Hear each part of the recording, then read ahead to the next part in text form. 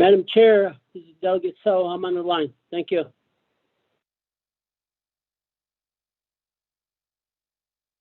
Thank you, Delegate. So I believe we are waiting on just one more committee member, but it is now 10:07.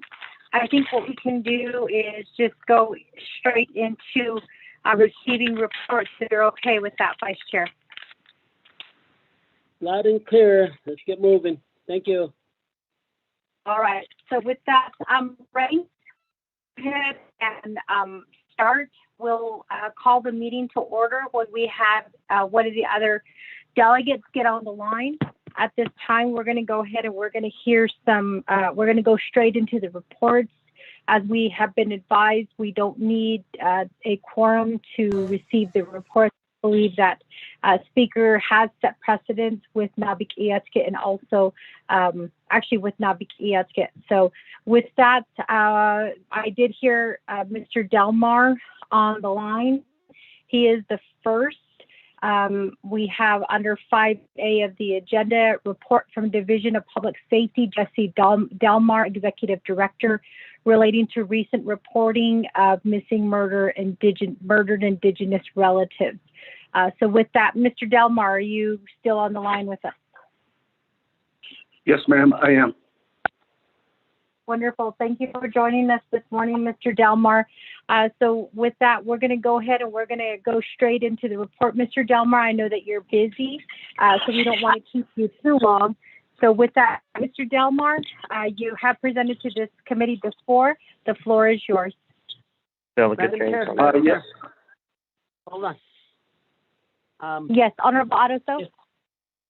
If Mr. Delmar can forward his report to the committee, that will be good. I am en route to Winter Rock, and I will be by phone, and be good if we got something by email just to reference. Thank you. Delegate James on the line. Delegate James has joined this meeting. So with that, Mr. Delmar, I apologize. It is now 10:09. We are going to go ahead and call the meeting to order. We do have a quorum. So this is the Law and Order Committee for the 24th Navajo Nation Council. We are conducting this meeting via teleconference. It is March 8th, 2021. We already called the meeting to order. Lorraine, can you assist us with the roll call vote, please? Roll call for Law and Order. Honorable Eugenia Charles Newton. Delegate Charles Newton is present. Honorable Mitch James. Delegate James present. Honorable Eugene So. Honorable Otto So. I am present. Honorable Edmund Yazzie. Madam Chair, you have 3 members present and 2 not voting. Thank you. Thank you for that, Lorraine. We have 3 members present, which constitutes a quorum. We are now on item 1 on the agenda. We are on invocation. At this time, I'd like to ask Lorraine, can you lead us in invocation this morning? Okay, Madam Chair and members of the LOC and all those are on the line.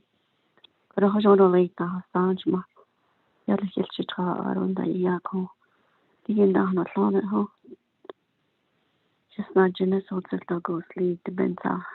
Just now dealing Joey. Go on it down the phone at home.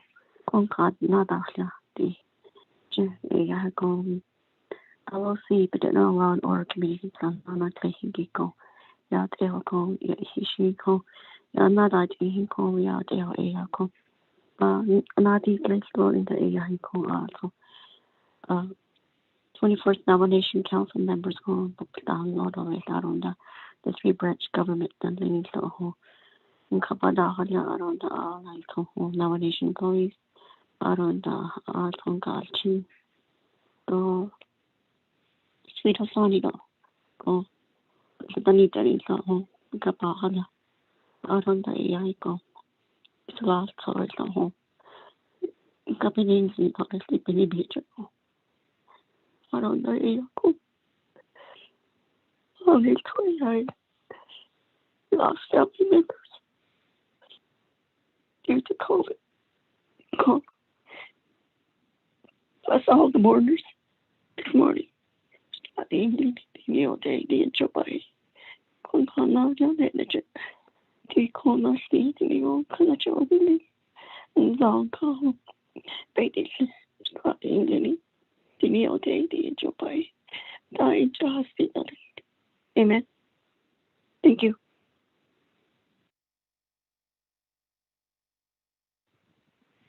Akihat, thank you, Lorraine, for that prayer. Otto, Akihat, thank you for praying for all of the people who have been affected by COVID. I think every single one of us have family, or we ourselves, or, you know, we have friends and maybe even community members who have lost their lives to COVID, or who have been affected by COVID. So we appreciate the passionate prayer that you said for us this morning, Lorraine. So with that, committee members, I want to go ahead and move on to recognizing guests and visiting officials. We do have 3 delegates who are on the Law and Order Committee who are present. I'd like to ask, are there any other delegates who are currently on this call?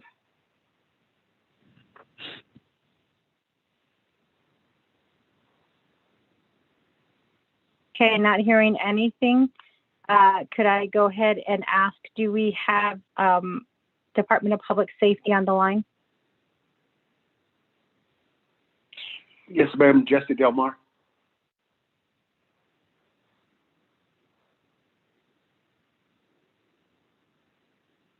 Do we have anybody from DOJ on the line?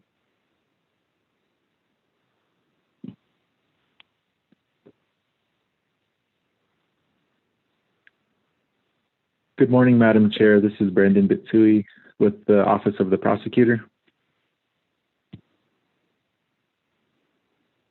Good morning, Mr. Bitsui. Thank you for joining us this morning. Mr. Bitsui, I don't think you've really ever introduced yourself to this committee. As I understand, you are the new acting prosecutor, so I'm going to go ahead and give you just a few minutes to introduce yourself this morning to the committee. Yeah, Madam Chair. Yate bene Brandon Bitsui inishia. Might deshkijni nishle nakai bashishtin. Klaste eda shiche nakai eda shanela. I'm originally from the Window Rock area, specifically Goat Springs, which is about 5 miles north of Window Rock, between Fort Defiance and Window Rock. I am the new acting chief prosecutor as of January 5th of this year. I've been working with the Office of the Prosecutor since 2017. Prior to that, I was with the Department of Justice under Paul Spruan with the litigation unit. And prior to that, I was a prosecutor for the 2nd Judicial District in Albuquerque.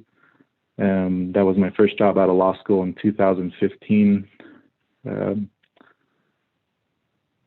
But yeah, that's pretty much it as far as my legal career. I want to thank you for giving me the time, Madam Chair. And just a few words for the Office of the Prosecutor.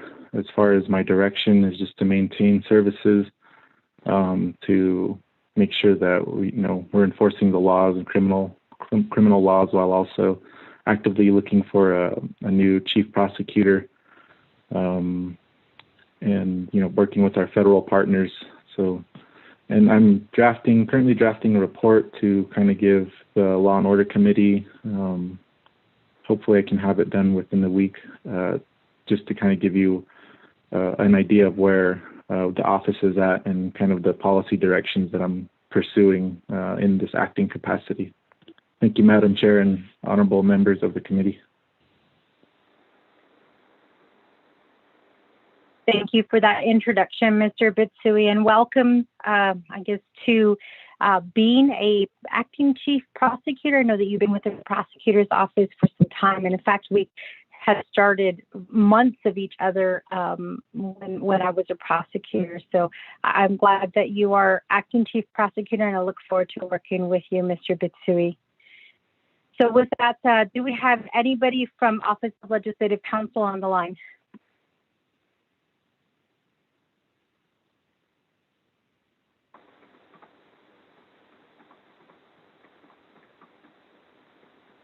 Okay, could we have speaker staff and then also our staff members introduce themselves as well?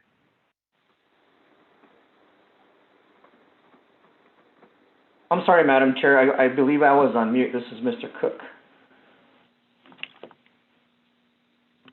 Thank you, Mr. Cook, for being on the line with us. So with that, do we have any speaker staff, or do we have anyone from OLS on the line?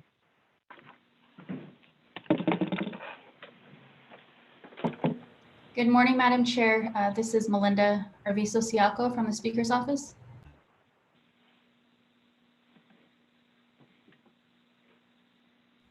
Good morning, Madam Chair. This is Tim from the Speaker's Office. We're going to be streaming this meeting live and muting.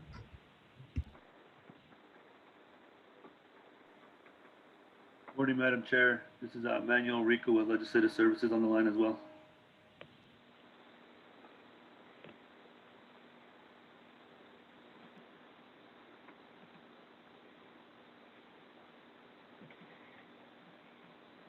I know we also have Lorraine on the line. Lorraine, who's doing the recording today? Is it Sherelle? I believe it's Sherelle, yes. Sherelle, are you on the line?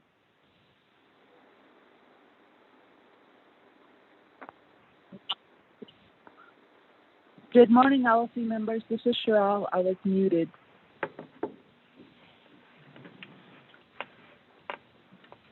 Thank you all very much for joining us. Is there anybody else who is currently on the line that I did not call? Can you hear me? Yes, we can. Yes, I'm on the line listening in. My name is Lorenzo Curley. I'm from Judicial Branch.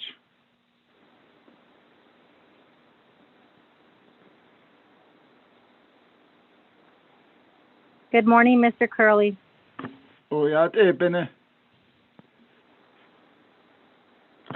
Okay, with that, I don't believe we have anybody else who's on the line. We're going to go ahead and proceed forward. We are now at item number 4 on the agenda, review and adopt. Item number 3, review and adopt the agenda. Lorraine, can you go ahead and read the agenda into the record? Thank you.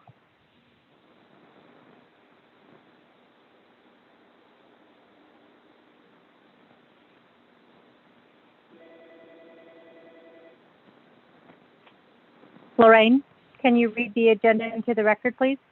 Okay. All right. Agenda of the Law and Order Committee, 24th Navajo Nation Council, regular meeting through teleconference, March 8, 2021, 10 a.m. Presiding, Honorable Eugenia Charles Newton, Chairwoman, Honorable Atoso, Vice Chairperson. 1, call meeting to order, roll call and invocation. Number 2, recognize guests and visiting officials. Number 3, review and adopt agenda. Number 4, review and adopt the journals. There's none. 5, receiving reports. A, report from Division of Public Safety, Jesse Delmore, Executive Director, relating to recent reporting of missing, murdered Indigenous relatives. B, report from Judicial Branch and Division of Public Safety in regards to priorities.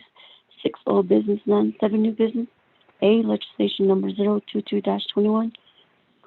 Sponsor is Honorable Atoso on this legislation. B, discuss joint meeting with Resources and Development Committee regarding jurisdiction.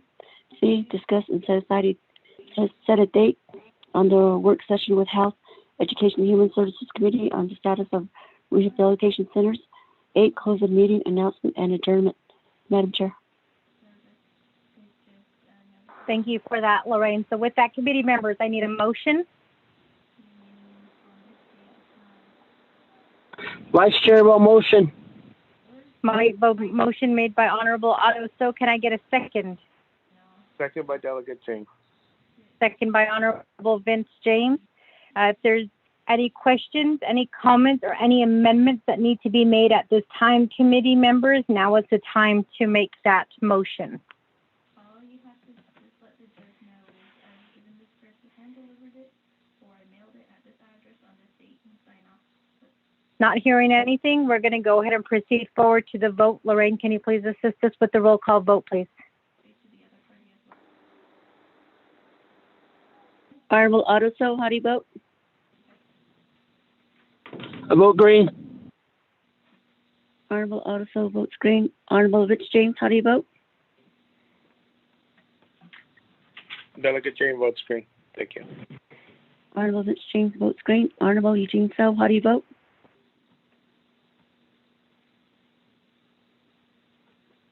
Honorable Edmund Yazzie, how do you vote?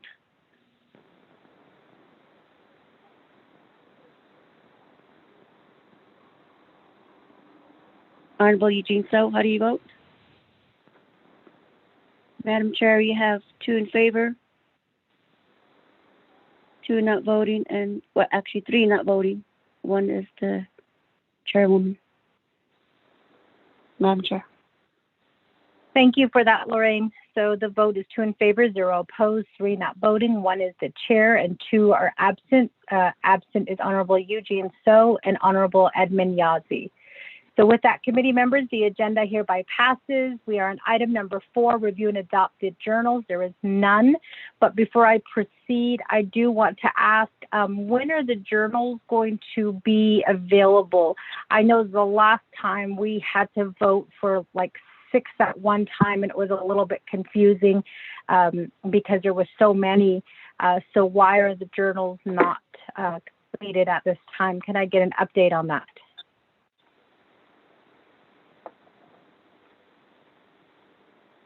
Madam Chair, Sherelle will answer that question. Good morning, Madam Chair. The journals I have received back from our legislative manager from engrossment, so I'll be scanning some of them and then I'll go ahead and upload them for process to get approved from the committee.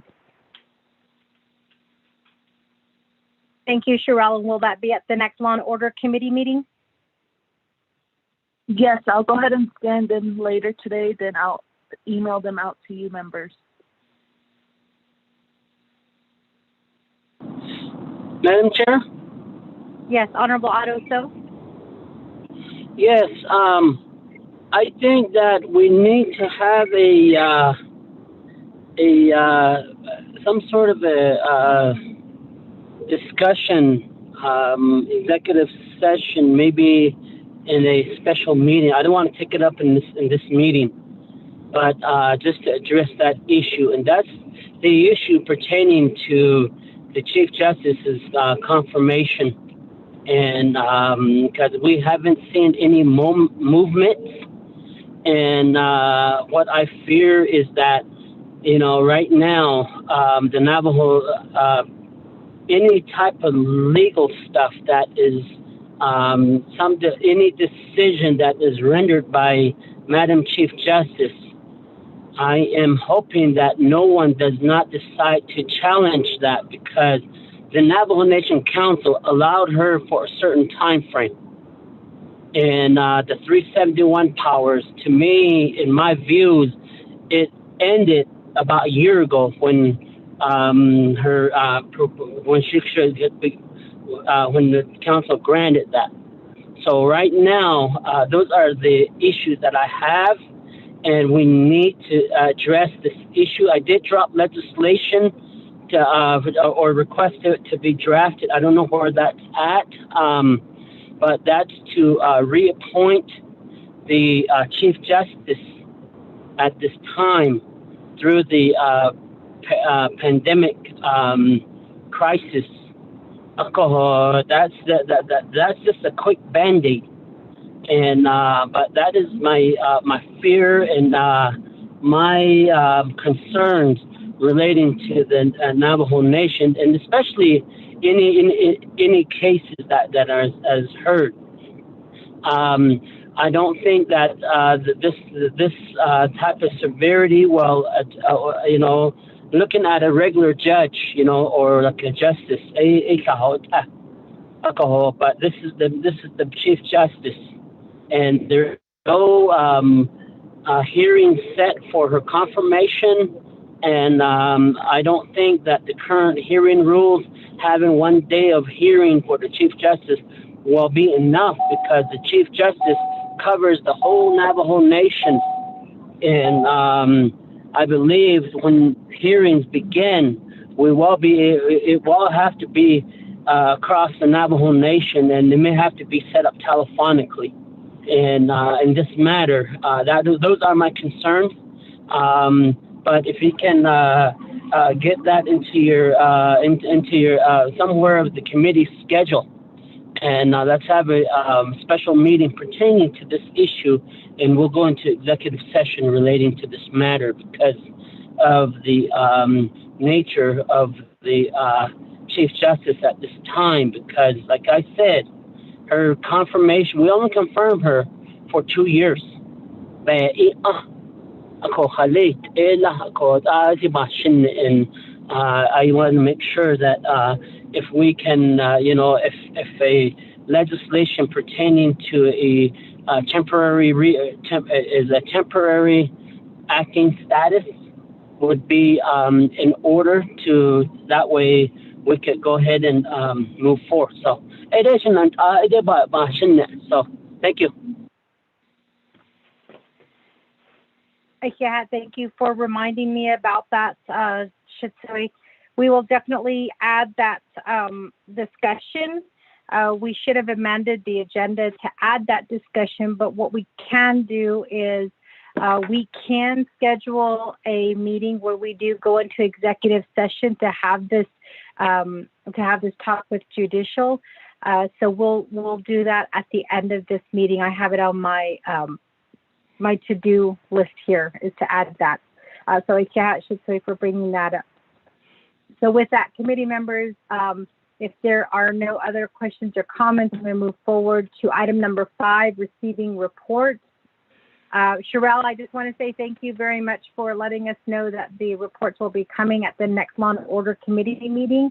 Again, I think the last time when you had bunched it up, I think there was about 12 of them that we had to get through and vote on. It was a lot. So if we could try to limit it down to maybe 2 or 3 journals that we could approve, just as we do at Navikietske, I think that would actually assist the committee. So thank you. So we're down to receiving reports. We do have the Executive Director for the Division of Public Safety on the line, Jesse Delmar. He is going to be reporting on the recent there was a meeting last week that I don't believe any of the committee members were able to attend. This meeting was regarding the missing, murdered Indigenous relatives. And so we would just like a report on what was reported at that time. And Mr. Delmar, just so that you're aware, we would like written reports on this matter. I know that we do apologize, the committee members. We had several other meetings that we had to attend on behalf of the committee. I believe on that day I was attending the RDC committee meeting, and we were getting an update on the hemp status, which is affecting the Northern Agency here. So I was on that call during the time when the reporting was being made, so I apologize for that. So with that, Mr. Delmar, you have presented to this committee before. You do know the rules of the committee. If you have any questions, Mr. Delmar, you can ask them now before I hand the floor to you. No, I don't, ma'am. Thank you, Mr. Delmar. So with that, Mr. Delmar, the floor is yours for 15 minutes. Well, thank you, Madam Chair, and also Vice Chair So, Adon, Vince James, and thanks to Lorraine too for that special prayer. It was it also touched my heart too as well. So yeah, now, so yeah, and as Madam Chair mentioned last week, we did have a meeting. By the invitation by the Navajo Nation Washington office, Division Director Santi. And apparently we were meeting with a U.S. government entity. It's called the General Accountability Office. And I think their main priority is evaluating federal programs who deal with us on this topic matter. This topic matter meaning missing and murdered Indigenous people from across. In our case, we were talking about the people and the folks from the Navajo Nation. So prior to that, this office, the General Accountability Office, did furnish us a questionnaire. It is sort of lengthy. It involves a lot of pages too as well. So questions concerning how we're dealing with this topic from our side and what we're doing and what we aim to do. So I can furnish you a copy of our answers to these questions, Madam Chair, immediately following our meeting here this morning. So I understand that you were busy last week, but however, this was pretty much coordinated by the Navajo Nation Washington office. So we were called, myself and Madam Chief Justice and her staff and my staff too as well. Mainly it was involving CI Director Michael Henderson. Both of us, we did talk, and I think the majority of the whole session had to do with missing people from Navajo. And they're asking us what we're doing currently and how we're dealing with this topic. And just going back a little bit earlier too as well, I thank the Navajo Nation for this interest. I know that there's a lot of interest in this topic, not only by the Law and Order Committee, but the legislative body too as well. And we had meetings prior with some of your staff there, particularly Ms. Holgate from Legislative. She asked us questions as to what we're trying to do and what our strategy is. We did inform her what we're doing. And of course, there is Shinantasto Amber Crotty, Delegate Amber Crotty. She has a lot of interest in this. We had numerous meetings with her. And a lot of times we did sidebars with her, although she's pretty busy. But she's pretty persistent in this regard. And then there's another initiative by the Office of the First Lady and the Second Lady from OPVP. They are pretty much interested in addressing this issue too as well. So what we did tell them, myself and Mike Henderson, and also some efforts from the Chief of Police, is that we came upon one initiative that came about from a university or a college from Texas. And what they were working on was missing people public website, and working with the FBI too as well. They were able to put together a public website, so therefore people from across the country, even in the world, would have access and input information about their loved ones who were reported missing. So we have that component, and we're working with that component too as well. And what we said between the three of us, is myself, Chief Francisco, and Mike Henderson, was that we need to get an account for all the missing people that we receive, and that have we received to be accounted for in the National Law Enforcement Data System, which is the NCIC. So to date, I understand that all the cases that we receive, that this is just the normal procedure with law enforcement and also with criminal investigations, is that they enter this information into the national system. This happens daily. We had a couple of cases last week where this happened, where we entered these names into the national system. So the goal was to enter every name that we have, and very unfortunately, there's some that are not accounted for to this day. They've been missing for quite some time, and we really need the public's help and everyone's help in trying to resolve some of these cases. So, yeah, we did meet with the Government or General Accountability Office last week. We met for about 2 hours. They allotted us 2 hours from 10 o'clock to 12 o'clock p.m. But however, we were only able to answer at least 2 or 3 questions because of the numerous information that we had.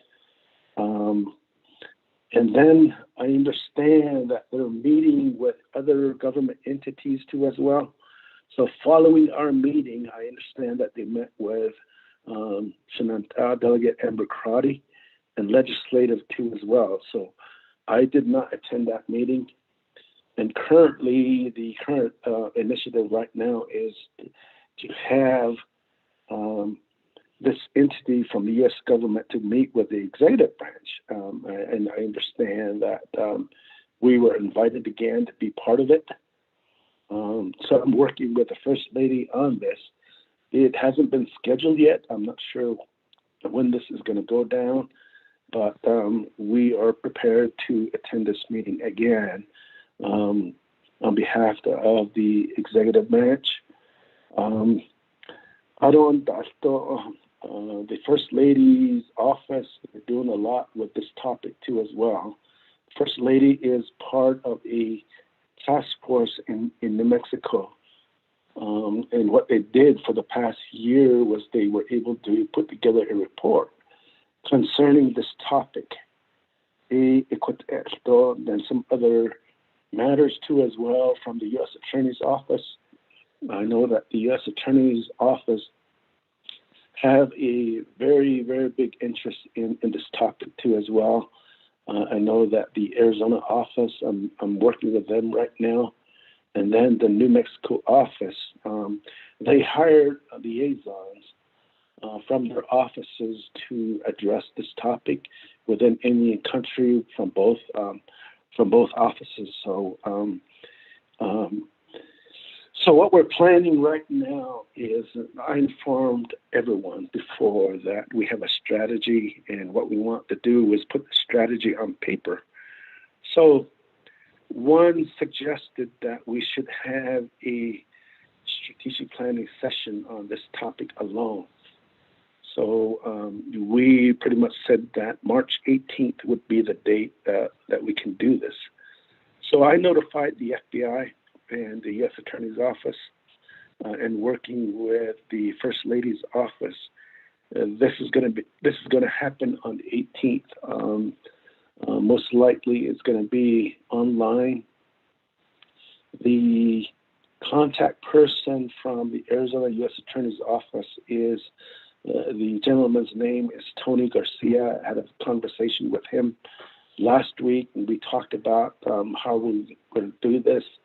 And we're still making some plans. He's got some very good ideas coming from the U.S. government. So is Denise. Denise from the New Mexico U.S. Attorney's Office too as well had some lengthy conversations. Denise Billy's her name. Lengthy conversations with her too as well. She pretty much provided the same information as Arizona did. So pretty excited. And Denise did invite some of the folks too as well from the BIA OJS office too as well, which is pretty exciting. So we're going to have the session next week on the 18th.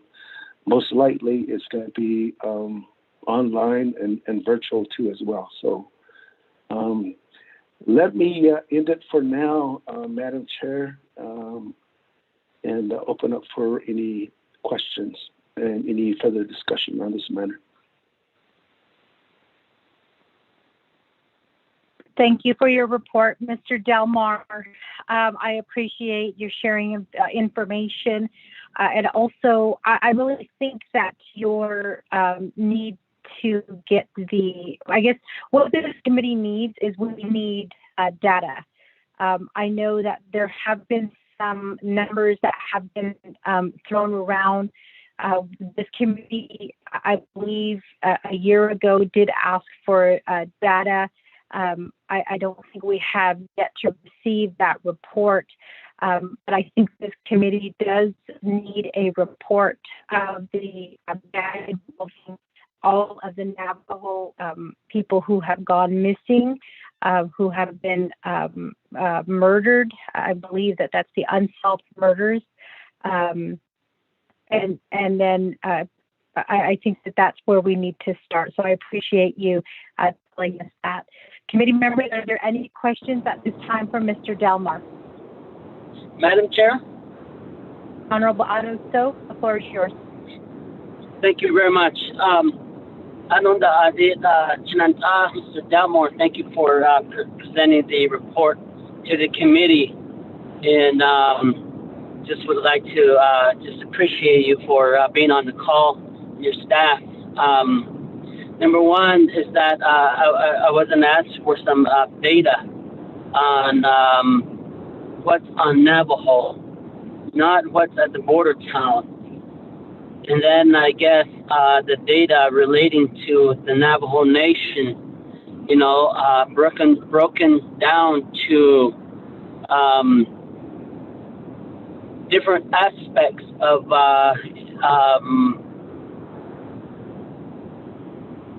and I guess age group. I know that at one point what was reported to the committee was that there were some numbers that was given to the committee, if I can remember correctly, from someone, and the public safety indicated that those numbers were not true. So I guess appropriate, correct data for Navajo is something that is really needed. And then also is that I guess working with the FBI and you know on these cases out there, that will give us a true instinct of what is our real numbers. But if it's at the border towns and so forth, that numbers are high and so forth, I guess that could be data too, because on the off the reservation at the border towns and off the reservation, those are not in tribal jurisdiction. So let's focus on the tribal jurisdiction.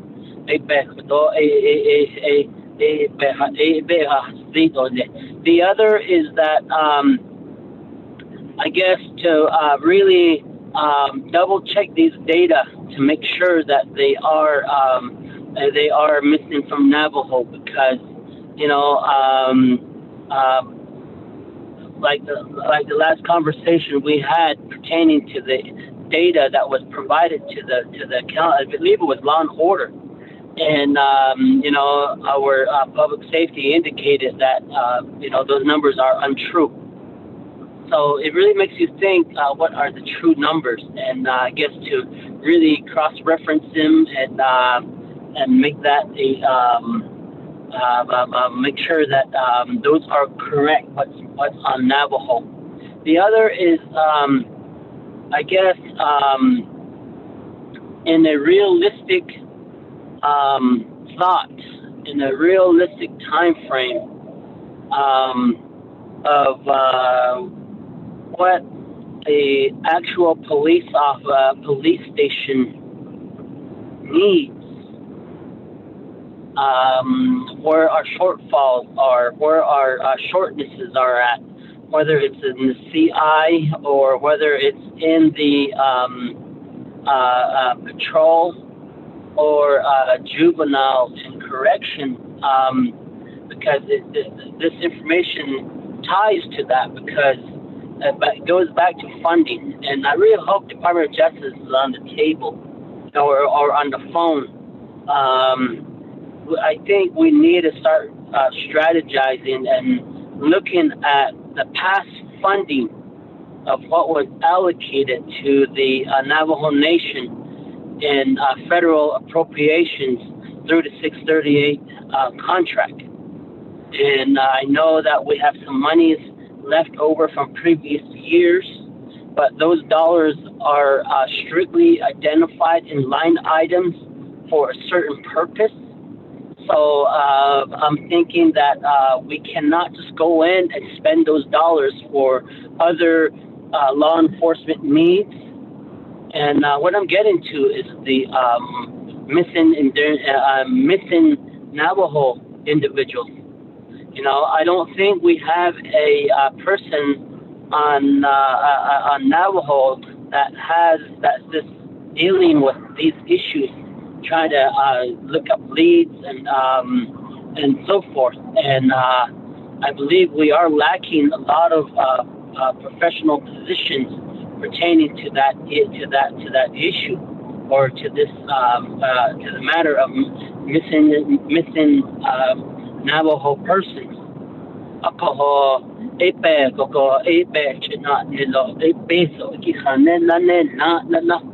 In a realistic sense, you know, if it was in a realistic sense where you had resources to go out and advocate, or go out and have these positions available, because the world is changing on Navajo.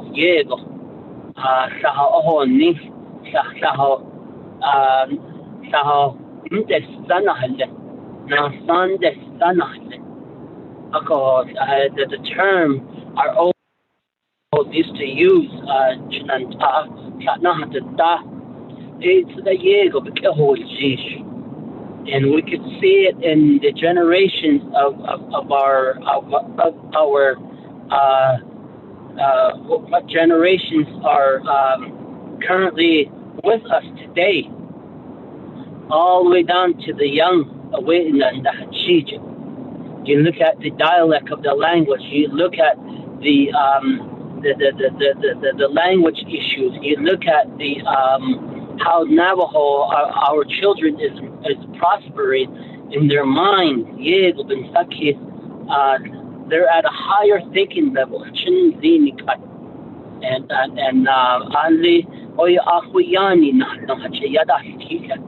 Ako oya da this anda hachich niyajikat ahojish. Even na nashi ako. We're at that time. We're in that time of that world, and meaning that we have to really look at how can we improve the law enforcement sector in all aspects, so that we can provide law enforcement across the board.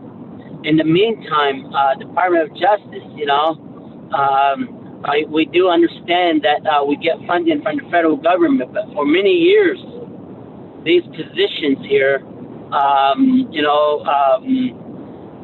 lot of them were not filled. A lot of them were not filled due to, people not qualifying and so forth. But what I'm getting to is that we've been always getting the smaller number. And that's law enforcement that's on duty. You go out to a rural community that has law enforcement. It's just Navajo. You really don't see other partnership with other agencies patrolling. I'm grateful for Apache County. I'm grateful for Navajo County to be a part of the patrolling mechanism on Navajo. They really stepped up to the plate, and along with the with Arizona DPS, you see DPS present on Navajo on U.S. highways, state highways. But there's some counties that just I'm not too sure what these counties what they have in their mind, and especially if we look at New Mexico. I know that McKinley County patrols, but I believe it's only to a certain extent. I'm not too sure about San Juan County in New Mexico. I know that on the past Law and Order Committee, we had some issues with San Juan County in New Mexico, and they just didn't want to assist. But then we have San Juan County in Utah.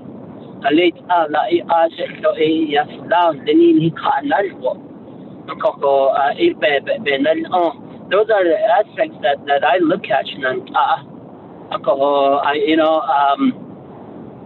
I'm glad that I'm back on Law and Order Committee for this term that I was put on, and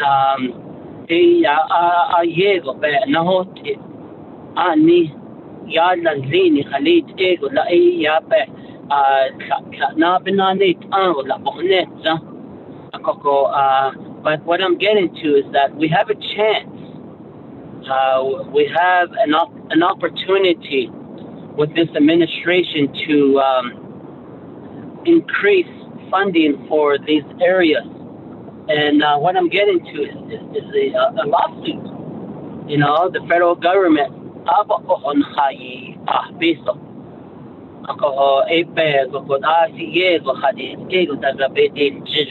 we can continue to help expand law enforcement on Navajo in these critical areas. Those are just my thoughts. And the other component is our judicial branch.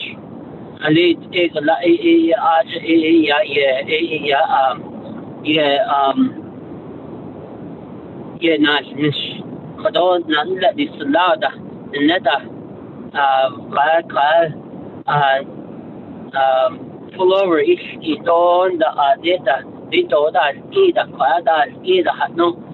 ticket those citations at the I hope judicial branch is on the phone there. And we hear that judges are letting individuals fall through the cracks and not applying the fine, not applying other things that these individuals should be paying.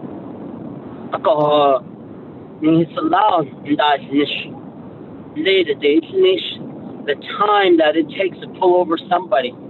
I believe Chief Francisco talked about it takes 2 hours to take care of to arrest a person relating to PI.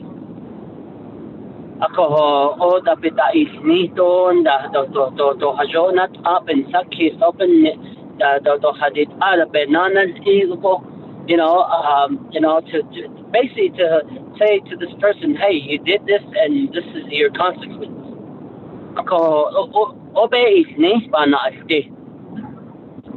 And those are a lot of my concerns. And at this time and moment, we need funding.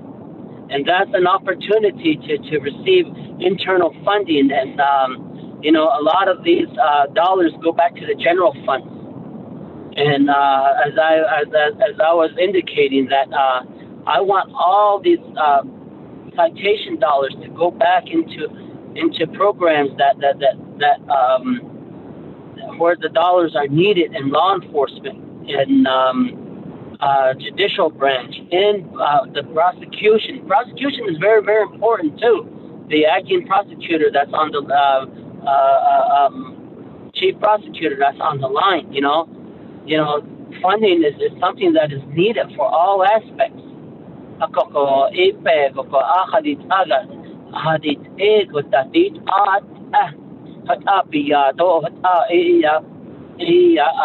Any fines that's collected, maybe that is taken off the top, and just given back to the into these 3 areas, so that you guys can continue to provide public safety on Navajo.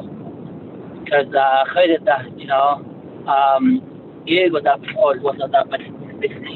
if they get pulled over, that person is thinking about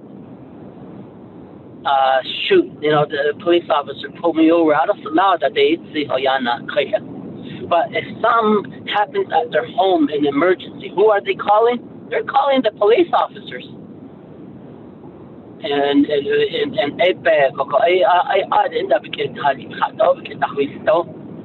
but inside of that, we have to look at that. And then the other is that is there a opportunity to reinvest some of these citation dollars into a trust fund, so that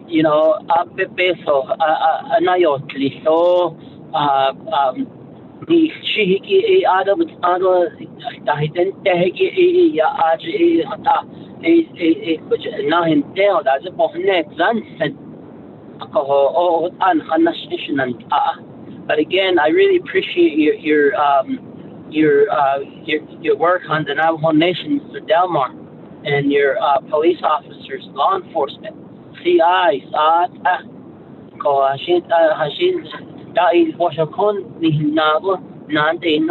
and this goes for the judges, prosecutors. If you take one bad person off the street, you know that the family will sleep well for the night. But if they're brought into the system where they just go through this revolving door, that family will continue to have many other sleepless nights out there. Even the drugs that are being taken on Navajo now. Then the Nebin Sarkis open Sahat Ego in National Kadish Jig, a Chinia Oyodo Dastita. Go Ego, Ona Shampe, Bahas Pizza. Go the whole Navy in Takodo is not Agi. Leden he had in the Agi. The high Chinmitry Yada Kid. So, Dito is the Ashante. How was ya?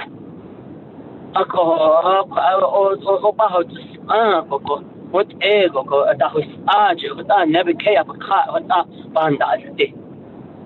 Your children start to think that this is a normal cycle.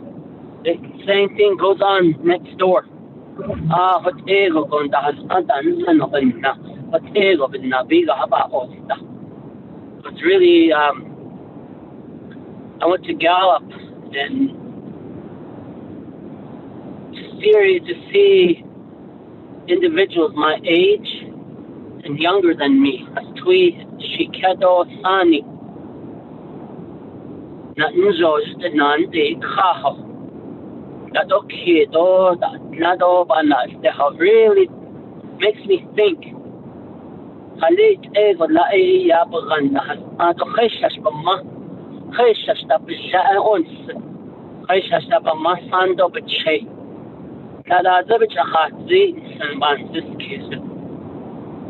What has Raja Bai Ego. That has Abokot. But Ewi, Dobich Yada, he opened now, go up, but Doha Ya, Ya Nahin, what are Nashishant? Ado, are they not Age, is not Age? Ashade, if we can harness them and catch their mind at home, maybe there's hope and opportunity that our children won't resort to a lot of these things that are going on in our social environment at this time.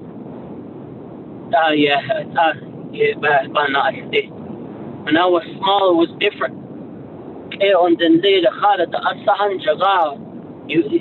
I felt safe.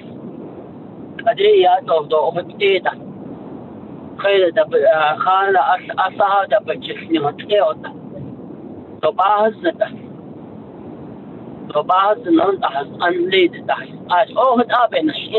very sorry for taking up some time, Madam Chair, but there's just some of my thoughts that are on my mind and out there. Continue to wear your mask and be safe. Wash your hand and continue to try to be vigilant and try to obey the rules that CDC has pertaining to the virus.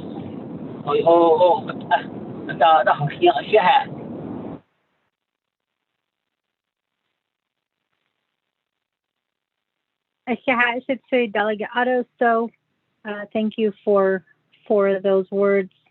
Mr. Delmar, I don't think there were any questions in there, but I'm going to go ahead and give you the opportunity to respond.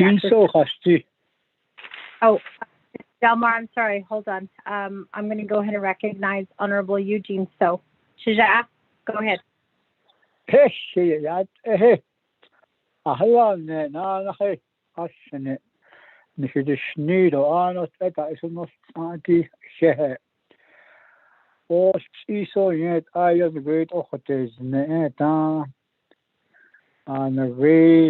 First lady, to second lady. I would like to request maybe our Lorraine or maybe our legal counsel, their plan of operation and their authority. What authority do they have? Do they have authority over us? Like two young ladies that are with the president and the vice president.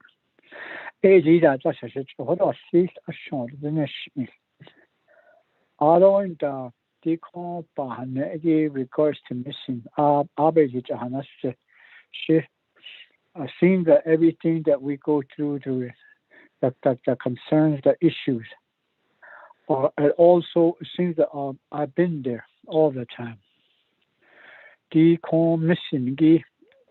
sister was missing for so many years. I said it before. So many years later, they found some bones, and it came back to us that it was her. That's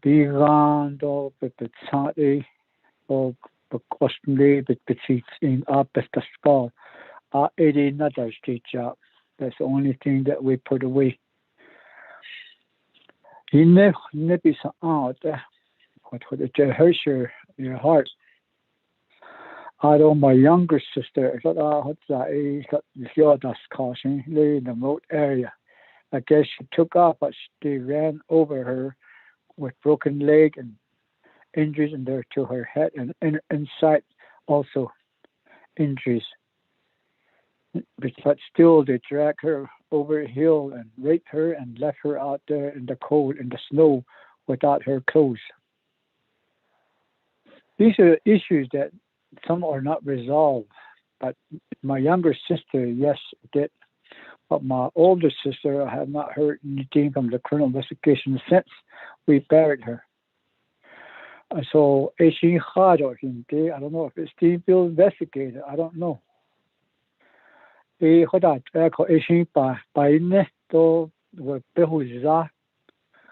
can we resolve this?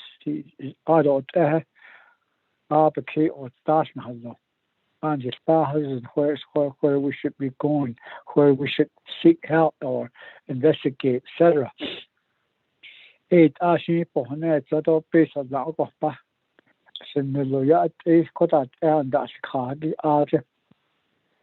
So those are my concerns and those are my issues, and I do feel that we should have more. Again, yes, but again, like my Nali is saying, we are the ones, the parents and the initiated.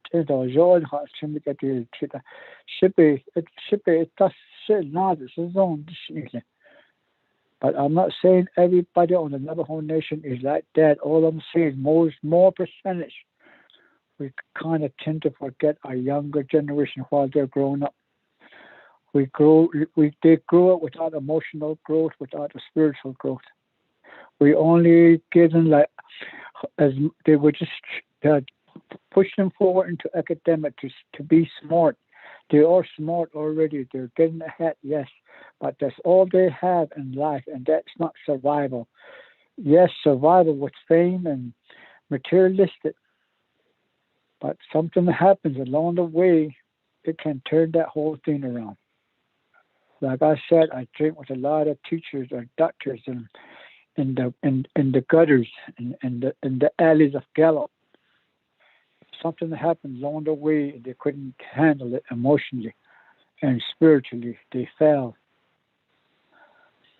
So you cut the out of you had a cut some passed, or some did came back out of it. My only education, my only thing that I try to help all those people that are addicted or just my stories. I only tell my stories. I can't say do this and do that. Oh, what are they? Yes, awesome. That or sister story they did because when I see a addicted person, usually winos, they always come to see me and ask me for a few coins. I would talk about my story first before I would give them something, maybe $1. Sometimes I would tell them, okay, if you want a sandwich, I'll buy it for you.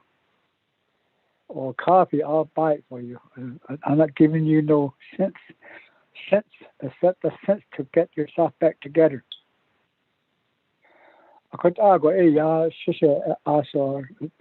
really am somehow behind how we can get this missing people. We need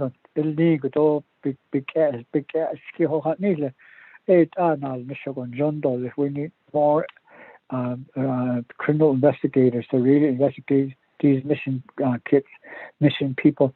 I have a nephew that's been missing. We have had another case. He has never been found yet. He went into Mexico to pick up peyotes with his family. Somewhere along the way, somewhere he disappeared. But to this day, he has never been found. If some of the things that we have, I experienced it. Could I could always be hospital is sit I was another events. I don't the snaggy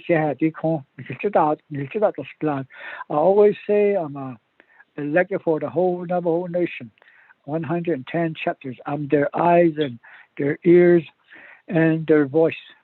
There's not only one chapter. Thank you.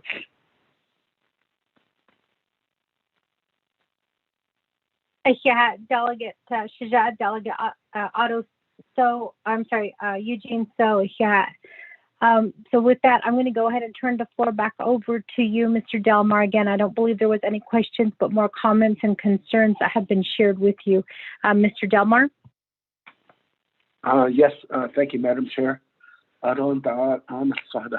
is very encouraging. I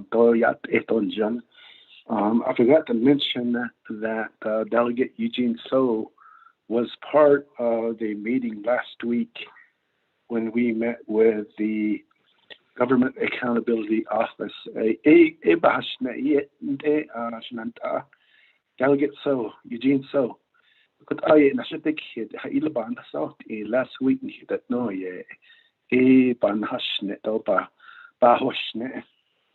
because I apologize to not to mention you, but you were part of that meeting last week. I told him pretty much, gave him a report that it was between 10 o'clock and 12 o'clock.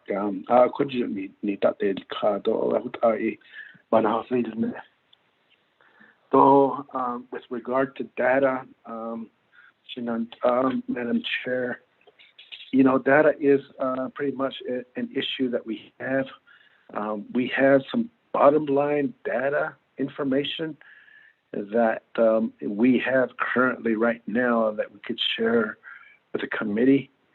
And also, I want to inform you too that the FBI, they have their own data and information too as well. So,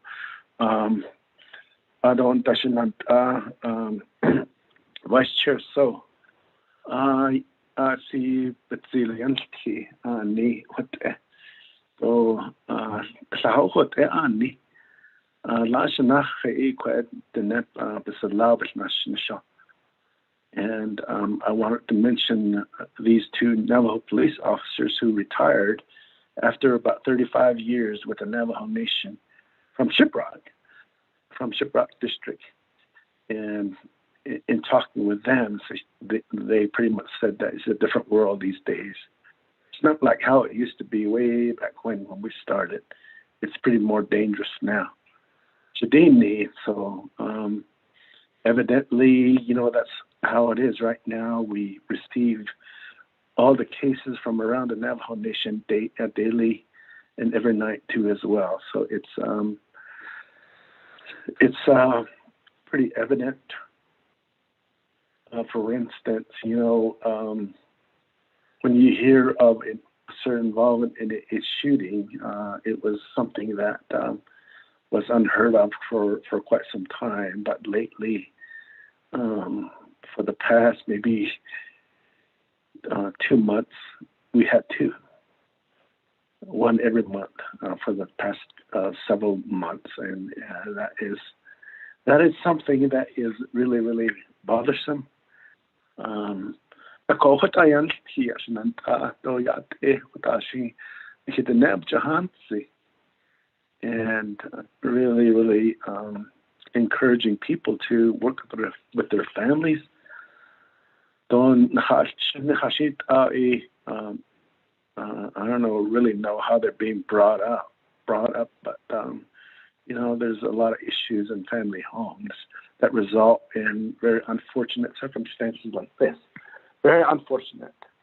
If we could make a change somehow, I think the difference is folks like yourselves, like Eugene, talking from your experience and talking to people. And then Madam Chair, from your experience as a former prosecutor out on the Vice Chair, and Vince James too as well. You know how it is on Navajo.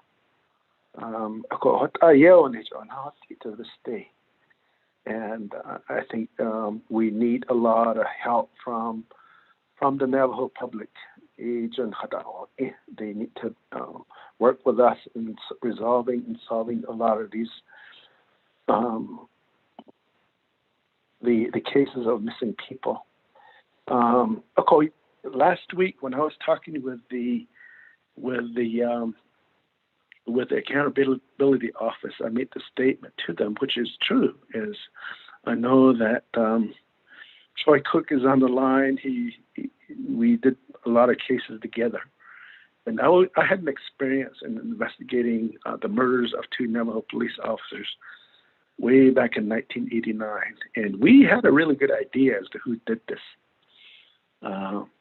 But, it took us 4 months to resolve it. And I remember saying that the day we resolve this case is a day when we have a person step forward to tell us that, yeah, he or she was there and this happened. And sure enough, that happened on that day. So as a result, we were able to arrest and indict some people.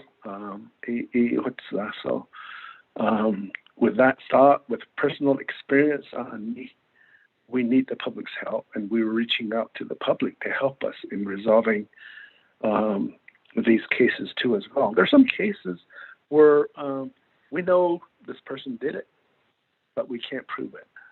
Quite enough, kid, the cliche. So I think with that, I am going to pause for now, Madam Chair, and give it back to you. Thank you so much, Mr. Delmar. Committee members, are there any other questions or comments at the time for Mr. Delmar? Madam Chair? Honorable Otto So, go ahead. Yes. First of all, being part of council, I'm on my been on the council for 6 years, and as I came into council, I had different views, whether it's pertaining to pertaining to crimes that you're going to see case and so case. Things lead up crime lead up to what Mr. Delmar reported on is missing women and or missing Native Americans. But here on Navajo, using our jurisdiction, you know,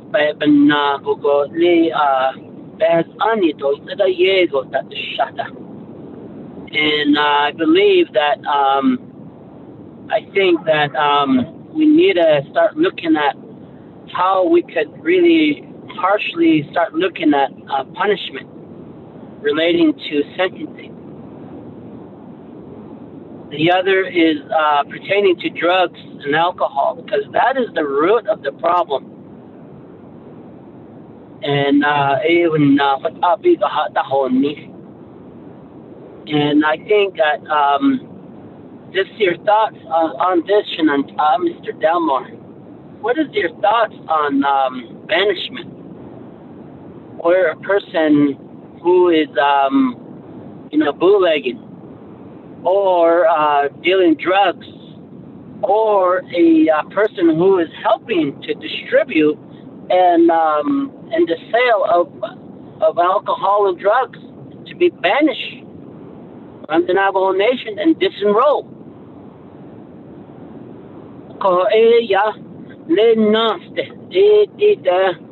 Enrollment issues. You disenroll them, and they are susceptible to the outside environment. They had a chance to be a good citizen.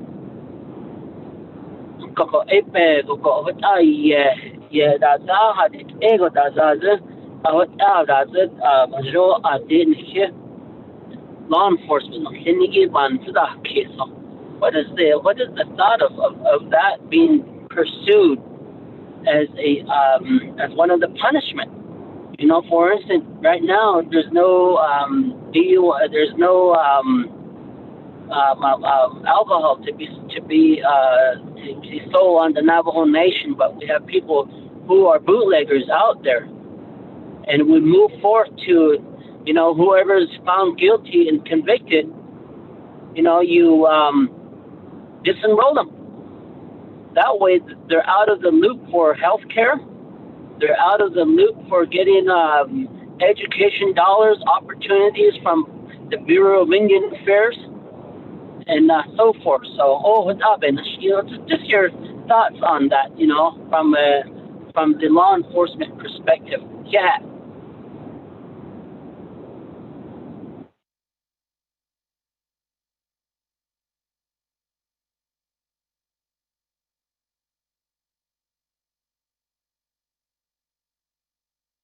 Yeah, I should say, Delegate Otto. So with that, committee members, are there any other questions or comments before I turn the floor back over to Mr. Delmar?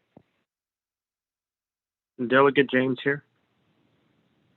Oh, good morning, Shanella. Go ahead. Oh, yeah, there's Shanella. I don't hit that now. Just funny. LOC, Law and Order Committee. Kodo ya panadish kidole lady hit the net. Ojo la keda hot enko. Okoko quagi has anegi la hit out benachla. Oko adadze hit ahota archit och hahozo has anegi bisnach hit ahota that's a bisnachnish. Kodoba need enigi put out in a desk kidole. Yeah.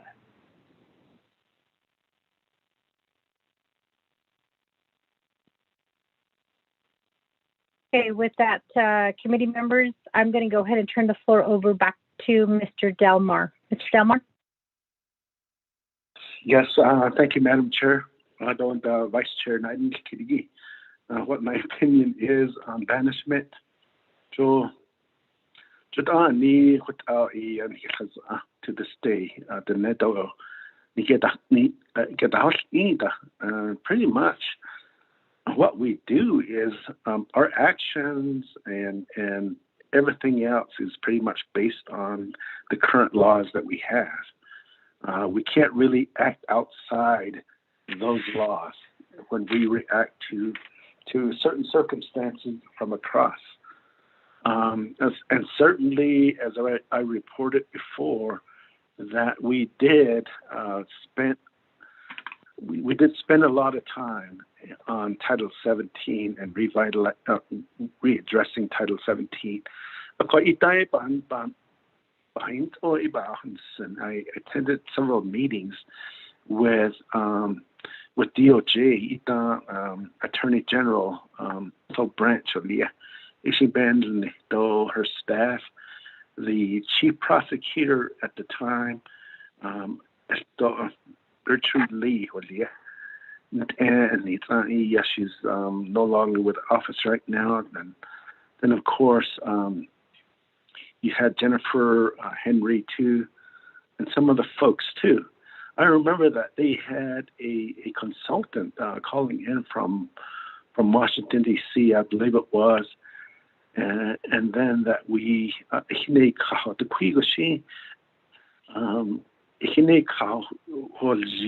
and talking about Title 17, and this particular item, title on bootlegging, heard a lot of opinions from the police officers, the commanders as well, and just hearing frustration. This is the problem. No. At that time, that they take care of each other and they bail each other out, and that is pretty much beyond us. What thought need and there was some thought that was put into homicide lease, the term you mentioned too on banishment too was certainly mentioned. I think that we really need to pick up that effort that we tried. We put in a lot of effort. We put a lot of work into Title 17 and trying to improve it. Nathan,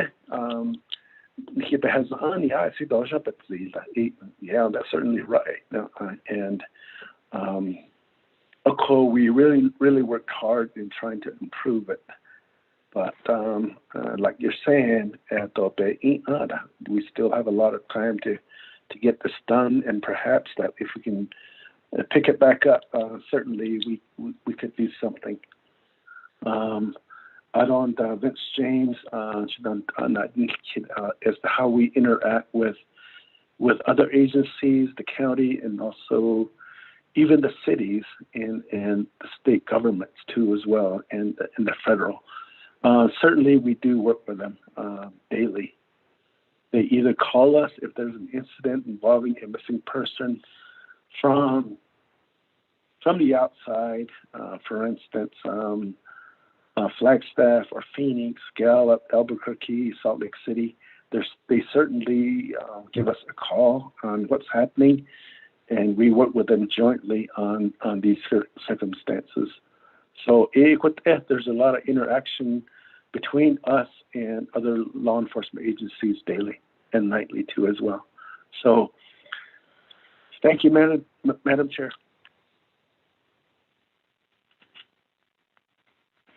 Delegate James here. Chanela, Delegate James.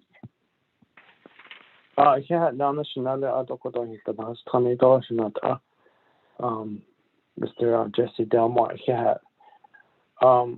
In regards to that, I know lately we've been having several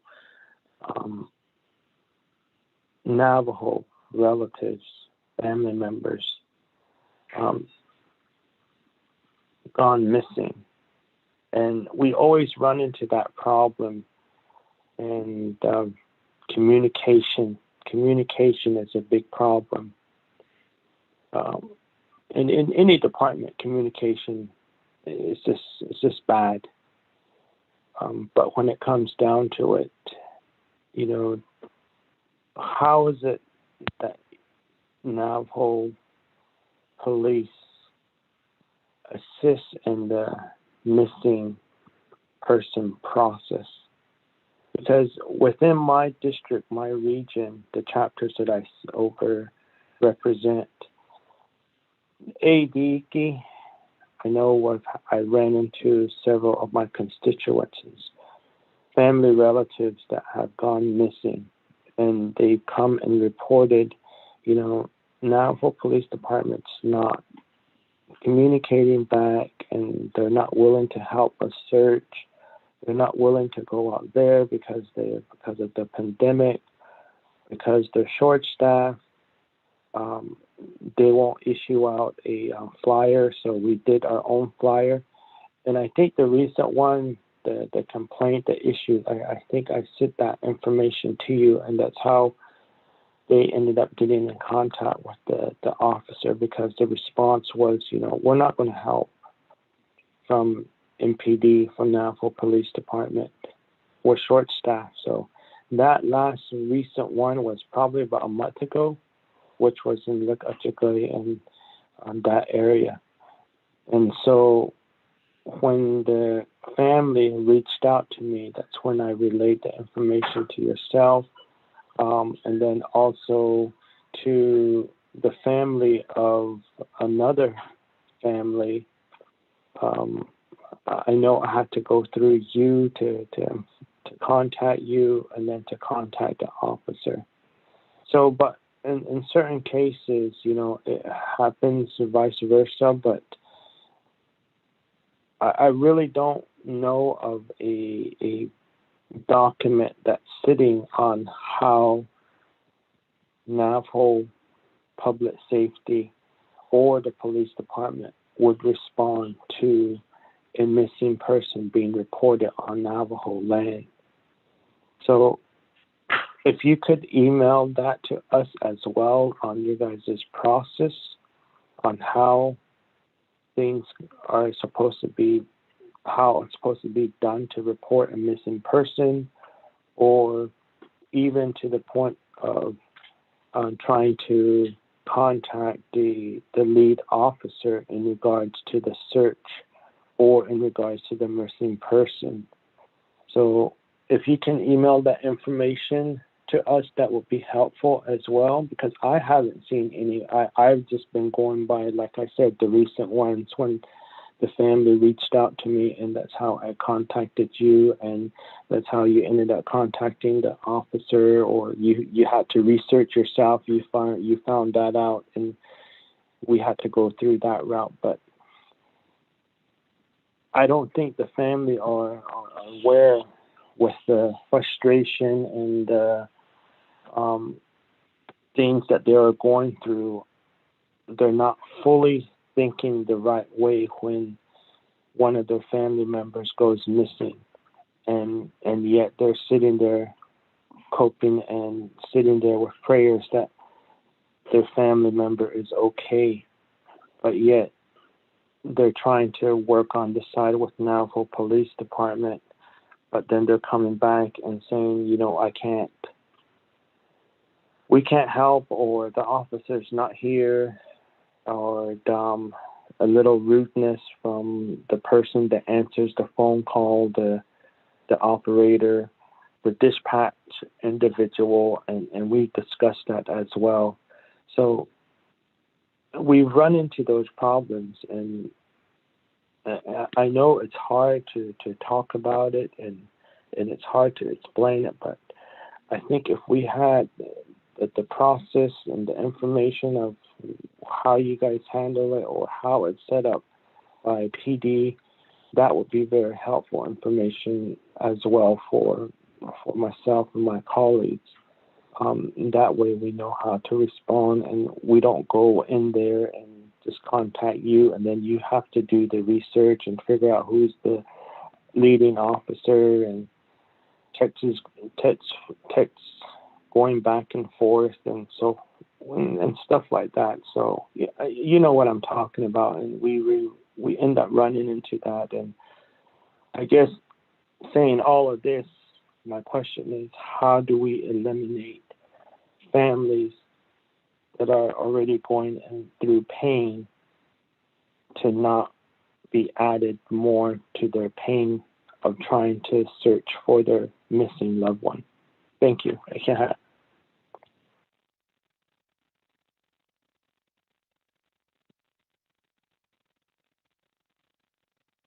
Yeah, Delegate James. So with that,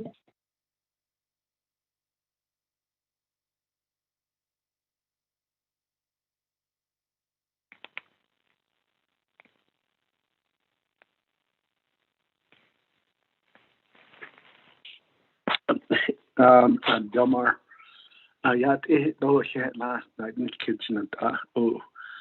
we can certainly work with you regarding the protocol of missing person reports to the Navajo Police Department. We can certainly share that with you. So all the reports that we receive are they differ, and there's a lot of circumstances and certain factors that are involved with these reports. But like I said earlier, need and come up with a strategy. So March 18th, between 9 and 4 o'clock on that day to specifically talk about this item. And the U.S. Attorney's Office, they're going to be here. The FBI is going to be certainly with us, myself, criminal investigations, and also the Chief of Police are going to be here too as well. So, and we need a lot of your input with regard to this huge topic. And we receive cases daily of missing persons. Though some of them, unfortunately, and then last week too as well. Unfortunately, we found that 2 apparently lost their lives too as well. So we have those, and then and certainly you look at your case by if that's the case you're talking about. Unfortunately, that's still pending. And certain things like I said earlier is we need the public's help. We need information. We're searching in that area. There was one a couple of years ago from that same vicinity. It took a lot of effort in trying to find this, and we had aircraft and a lot of other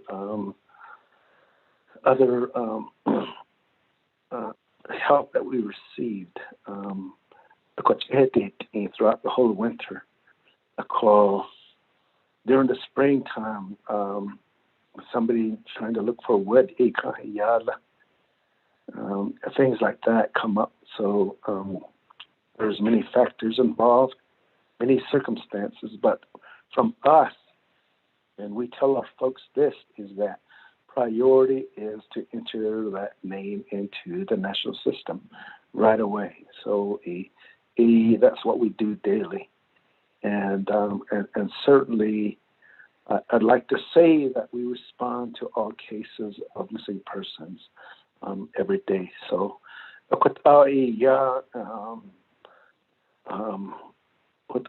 respond, Delegate James, and if you can join us next week, that would be very, very grateful to me. Thank you.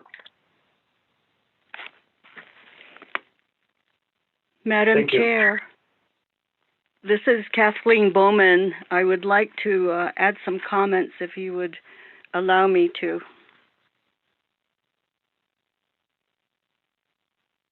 Ms. Bowman, we are actually receiving a report from Mr. Jesse Delmar on missing murdered Indigenous relatives. Is your comment pertaining to missing murdered Indigenous relatives? Well, my comments are about the bootlegging and the lack of or not enough punishment for our people, and also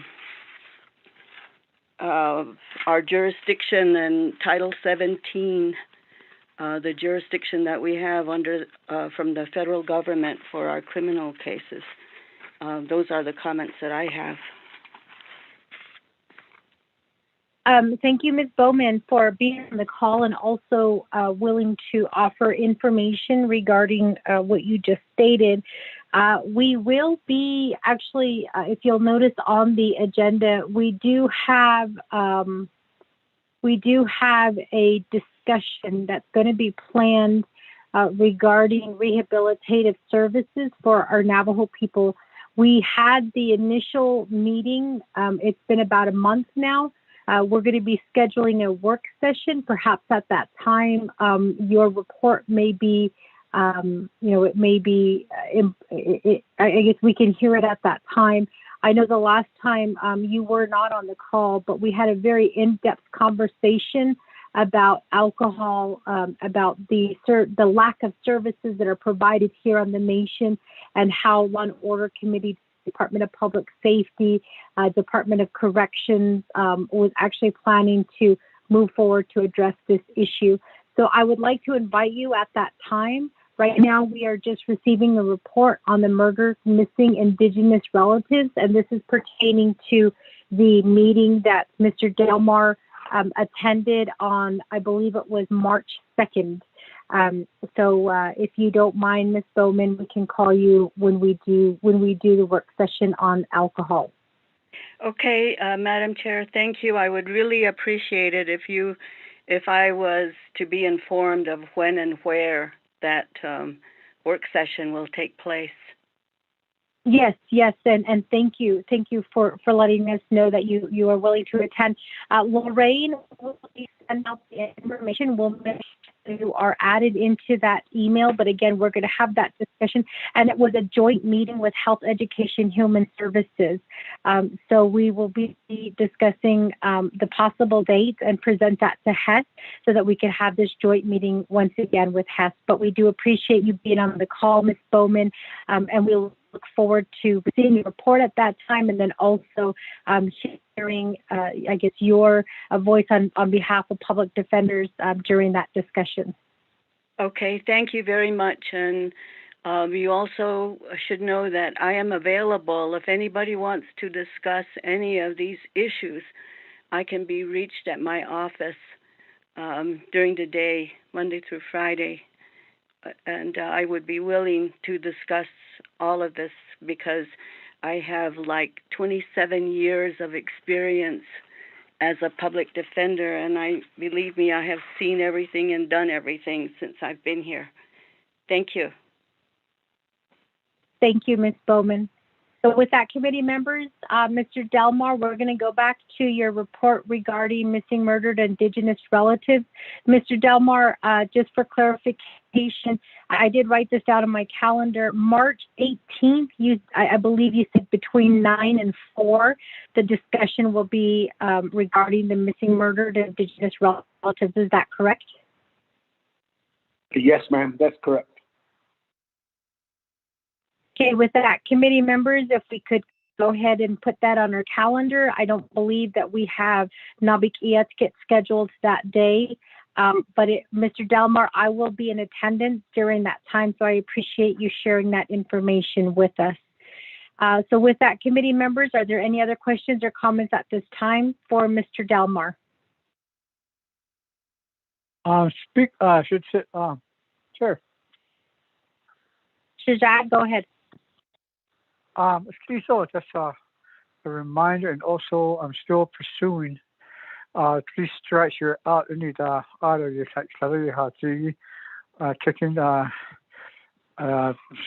enrollment away if we have to. As Apache do, we had a meeting with Apaches about a couple of weeks back, months back, and they told us how they do it.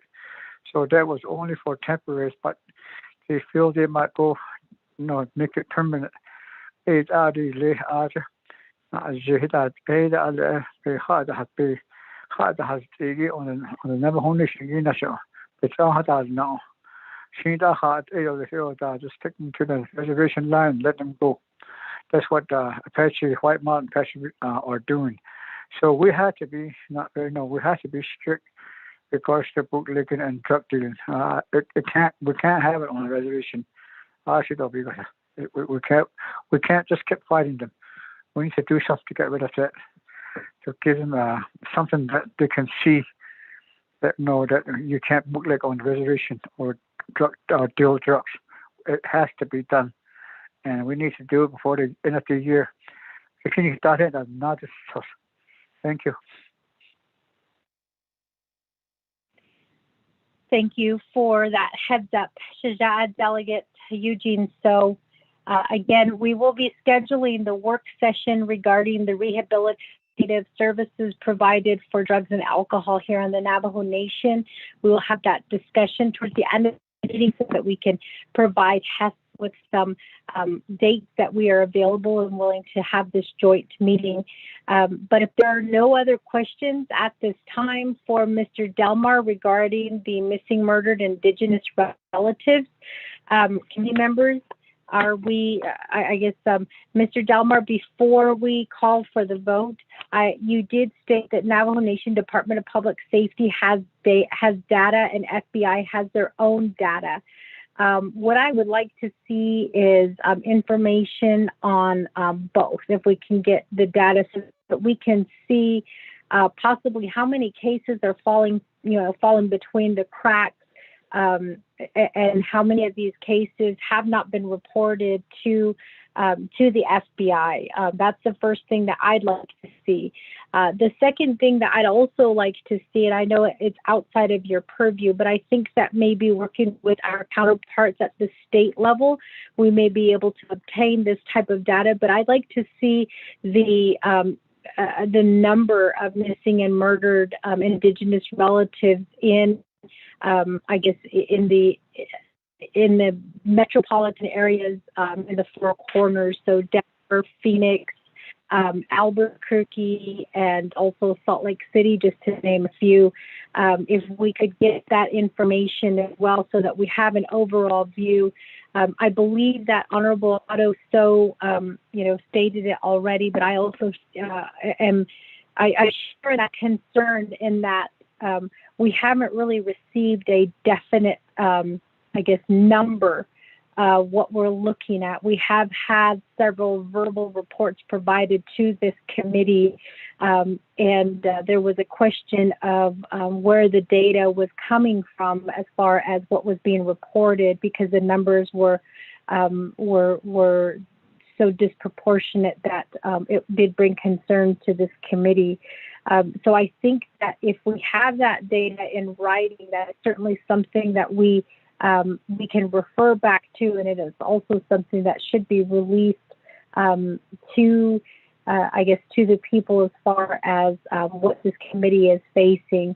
But we do take in the, we're following your lead here, Mr. Delmar, because we don't have that data. I mean, none of us delegates are out there in the field, with police officers doing this recording. We rely a lot on what the Department of Public Safety has, and then also what the FBI has in their records as well. I can say, Mr. Delmar, that, and I'm sure Mr. Bitsui can also chime in on this, but I know that when Gertrude Lee was the chief prosecutor, we would receive information on the number of cases that were referred, and then also updates that were being provided. So there we did see a lot of cases that did go what's the word I want to use? They did go unreported in a lot of instances. And so we had several meetings with the U.S. Attorney's Office to try to get information on, how we could close that gap. I'm not sure if there has been any improvement on that. Again, I'll refer to Mr. Bitsui on this, but I know that there was a lot of information that was lacking. There were also some cases that just kind of, again, just fell through the cracks here between the Navajo Nation and the FBI. So I think having that that number will help us to better assist our federal counterparts and then also Department of Public Safety as well. So I appreciate you sharing the data with us, again, in a written report so that this committee has that and that we can start with that report and include that in a binder. Lorraine, I'm going to task you with this project to create a binder so that we can start keeping track of the missing, murdered Indigenous relatives. And if we could go back 2 years, Mr. Delmar, I think that would actually help with the committee. Again, because we have been hearing different reports that have been provided to the state, to the federal government, and then also within the Navajo Nation here. I think we just have to see those numbers in writing and hold Department of Public Safety and also our FBI accountable with those numbers, and then try to assist the prosecutor's office and then the prosecutors at the federal level as well. Try to assist them and make sure that no cases fall between the cracks. So with that, committee members, if we, Mr. Delmar, if we could get that report. I know that you mentioned that we have that missing murdered Indigenous relatives meeting that will be taking place on March 18th. But if we could have a final report by March 31st with the data, that would be a great start for this committee to try to address the issues that are happening here on the Navajo Nation. Committee members, are we good with the March 31st date of having that report submitted to this committee?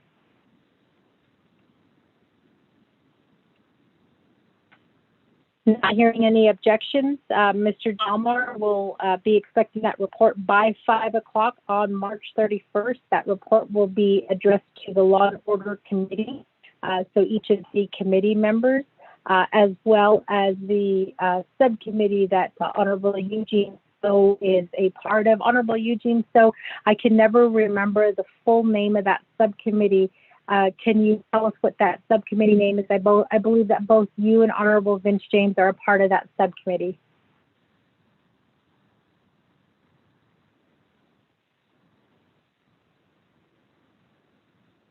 Madam Chair?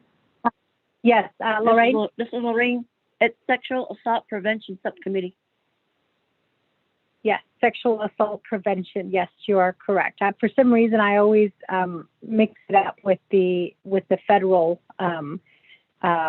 committee. So thank you for reminding me. So if we could also have that report sent to the Sexual Assault Prevention Committee as well, I think, Mr. Delmar, we would all be on the same page as far as the data that's being reported. So with that, committee member, there's no other questions, comments, or any other requests that need to be made to Department of Public Safety, I will go ahead and proceed forward to call for the vote, but I'll allow you the opportunity to ask questions before I do that.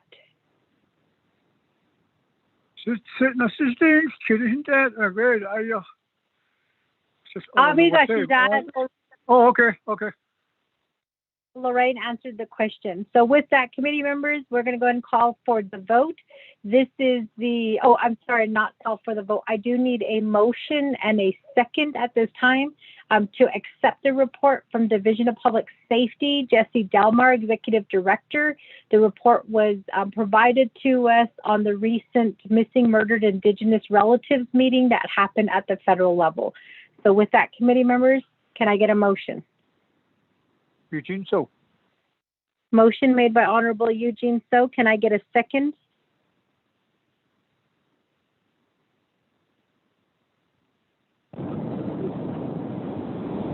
Otto So. Okay, with that, we have a motion made by Honorable Eugene So, a second made by Honorable Otto So. There are no questions at this time, so we're going to go ahead and proceed forward to the vote. Lorraine, can you help us with the roll call vote? Thank you.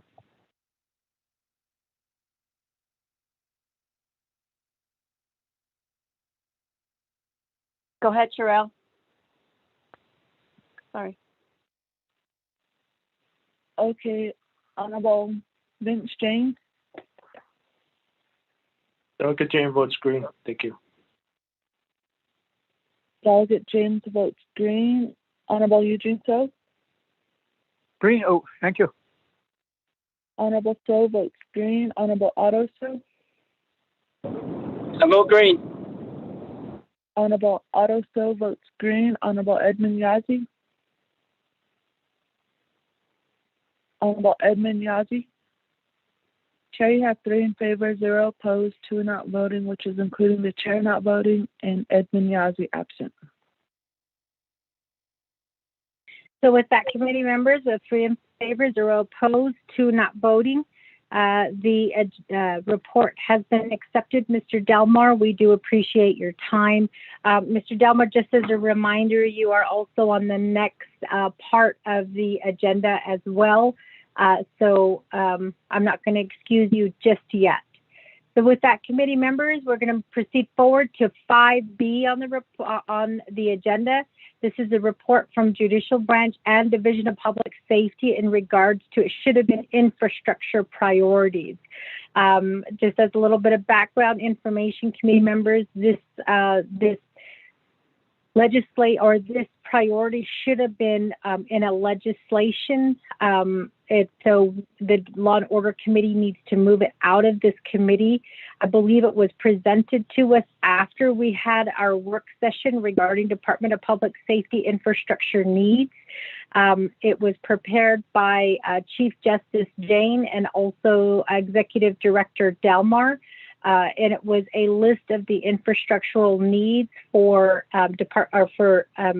law and order. This was given to us, I believe it was right before the pandemic, and we were scheduled to hear this in March of last year. However, there were a lot of things going on at that time, and our priority with council was what was going on with COVID-19. So we unfortunately were not able to hear those priorities. And now it does come before us again because we do need to pass this legislation. It also will assist us with when we start advocating at the federal level as well, because we have been advocating, but we need something a little bit more formal to provide to our federal counterparts as far as what we see as being a priority. Lorraine, can you resend us that email that lists the infrastructure priorities that were prepared? That way we have that before us. Mr. Delmar and Chief Justice Jane, are you both on the line?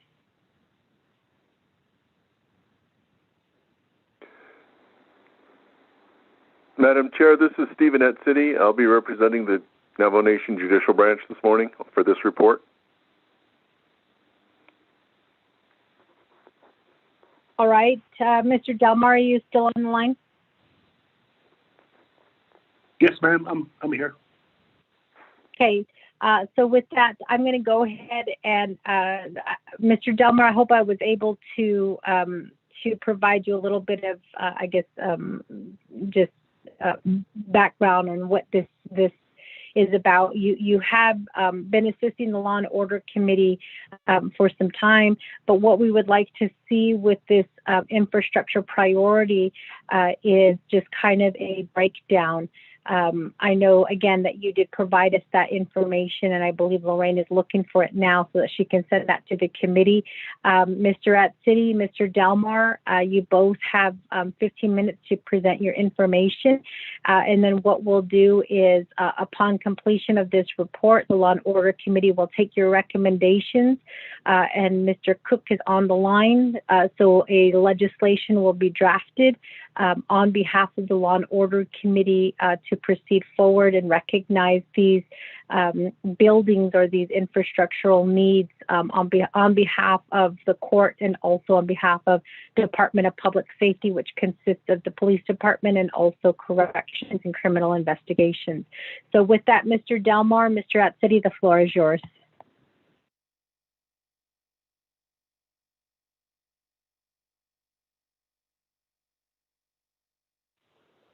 Okay, I guess I'll go first. Thank you, Madam Chair, Vice Chair, and also Delegate James and also Delegate So Yate Chinanta so. And Kwebahin in recently we had another discussion on the priority listing of the facilities that we are addressing across the Navajo Nation. Pretty much, this is what we said was to be in compliance with a plan, a financial plan that was instituted under the I think was called the Public Safety Judicial Funding Plan. There was some protocols and some things that were mentioned in this report, and one of them was that that we come together on a 2-year basis. We meaning my office, this office right here, which is the Division Director's Office with the Navajo Division of Public Safety, and also with judicial meaning the Chief Justice of the Navajo Nation, that they come together and they come up with a priority listing of facilities that are needed across the Navajo Nation. So a couple of years ago, we did that, and myself and the Chief Justice and her staff and my staff, we got together. I think it was around about July, a couple of years ago, that we talked about this, and then that we came up with a listing at the end. So recently, I know that I was contacted by Mr. Etsy from the judicial branch, and pretty much alerted me that we're coming upon the 2 years again. So we had an initial meeting recently, about a month ago, between my office and the Chief Justice, her office, and we had a preliminary talk. And we said that we needed to come back together again just to be in compliance with this financial plan that I mentioned just a while ago, that this needs to happen. We did talk about coming together again soon. I did say that I need to consult with my staff and talk about what was accomplished up to this date, and then sort of reprioritize what we need to do. So I think we said prior to July, around about April or May, I think we said that we need to come back together again to talk about this priority listing and then make it available to the committee.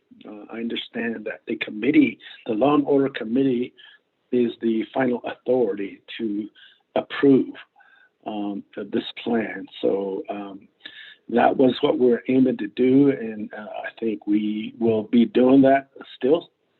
And talking about, there's some other additions too that we need to talk about and come up with a plan here sometime soon to present to the Law and Order Committee. So that is what I have, Madam Chair, and let me give it to Judicial at this point. Go ahead, Steve. Yeah, Mr. Delmar, Otto, Yate, Bene. I'm sorry, it's afternoon, getting close to the noon hour. So, good day.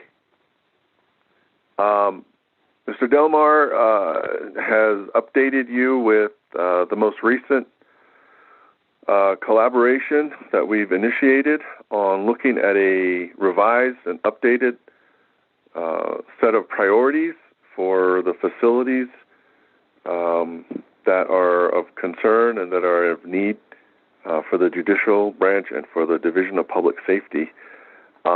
We are aware that the last priority list that we agreed upon, as Mr. Delmar correctly recalled, the last agreed upon priority listing was dated July 2019, and that is the version that I believe the committee has in its possession now. And as the chair mentioned, that was never acted on, or that was not acted on due to the oncoming of the pandemic.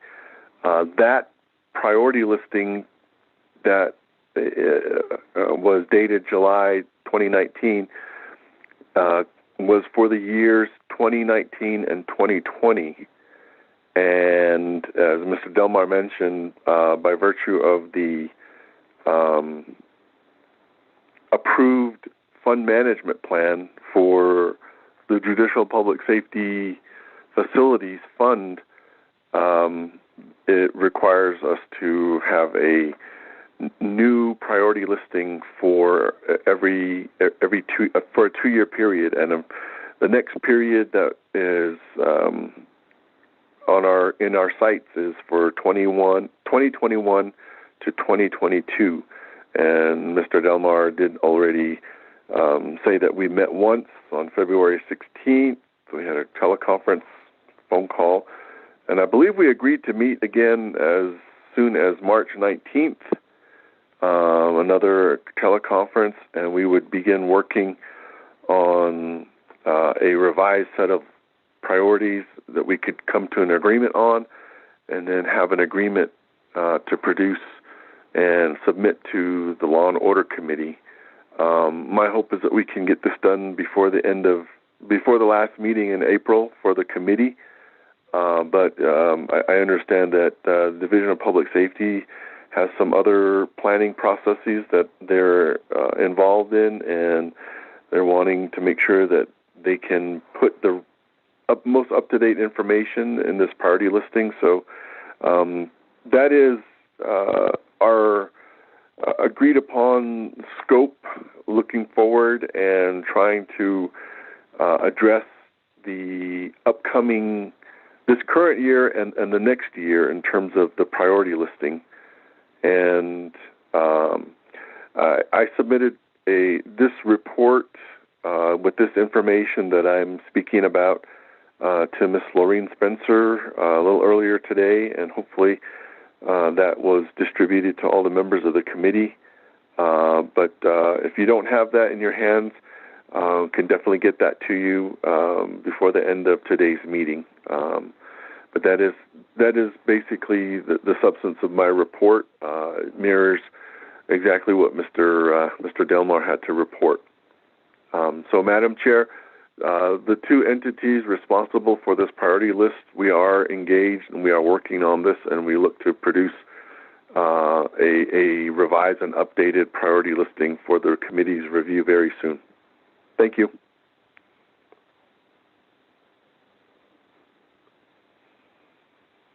Okay, with that, I'm glad to hear that the updated and revised list will be sent out here soon. What we, both Honorable Otto So and myself, we did have a discussion about the previous list, and what we would like to see is if you could group the priorities. So, for instance, if a judicial or if a complex is required, and when I say complex, I'm talking about what we see in Crown Point, what we see in Tuba City, and also in Chin Lee. We know that Window Rock and also Shiprock are both in need of that complex. I believe those are the only two. So if you could group it by complex so that we know that the complex will require a new police department, a new court, a new corrections. That way we have that. And then if you could also group together the command centers, and those are the smaller, command centers that are needed. And that would include the smaller facilities that would house fire department, EMT, police department. That would also be of assistance. And then if you could also group the areas that just need court That way, it gives us a really good understanding of what we're looking at in terms of what we have to advocate for. I do want to inform the committee and also Department of Public Safety and Judicial Branch that I was contacted in January, and I'm looking for that email just to be clear. I was contacted in January regarding the priorities for Law and Order Committee, and Senator Mark Kelly was interested in learning about the needs for the Navajo Nation when it came to public safety. So I did present the booklet that we created, and I say we because this was back in, I believe it was in March of 2020, when we had actually, we had traveled out. It was actually the very last trip that we went out to Washington, D.C. to advocate. We put together a booklet that provided all of the information that was given to us by Judicial Branch and by Department of Public Safety. So that was forwarded to Senator Mark Kelly's office, as well as to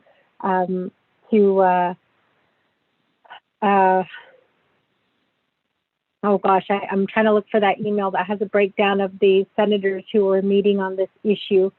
Carlisle Begay was actually the person who did reach out to me and asked me for assistance in getting that book to him. So I did send that booklet over.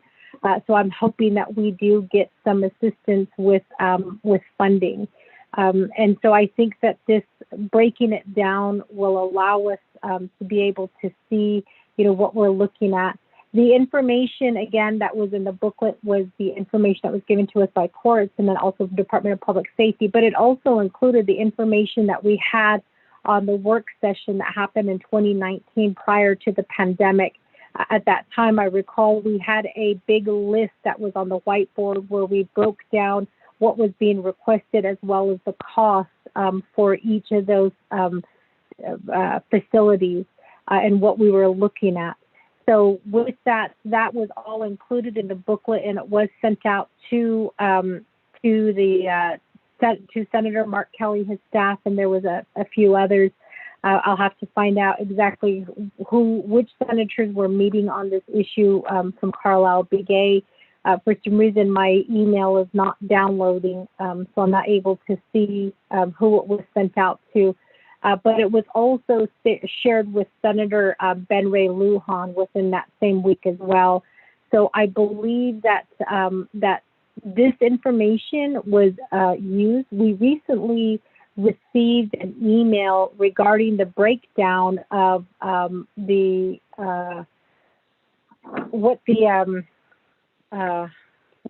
sorry, I'm trying to wait for my email to pop up.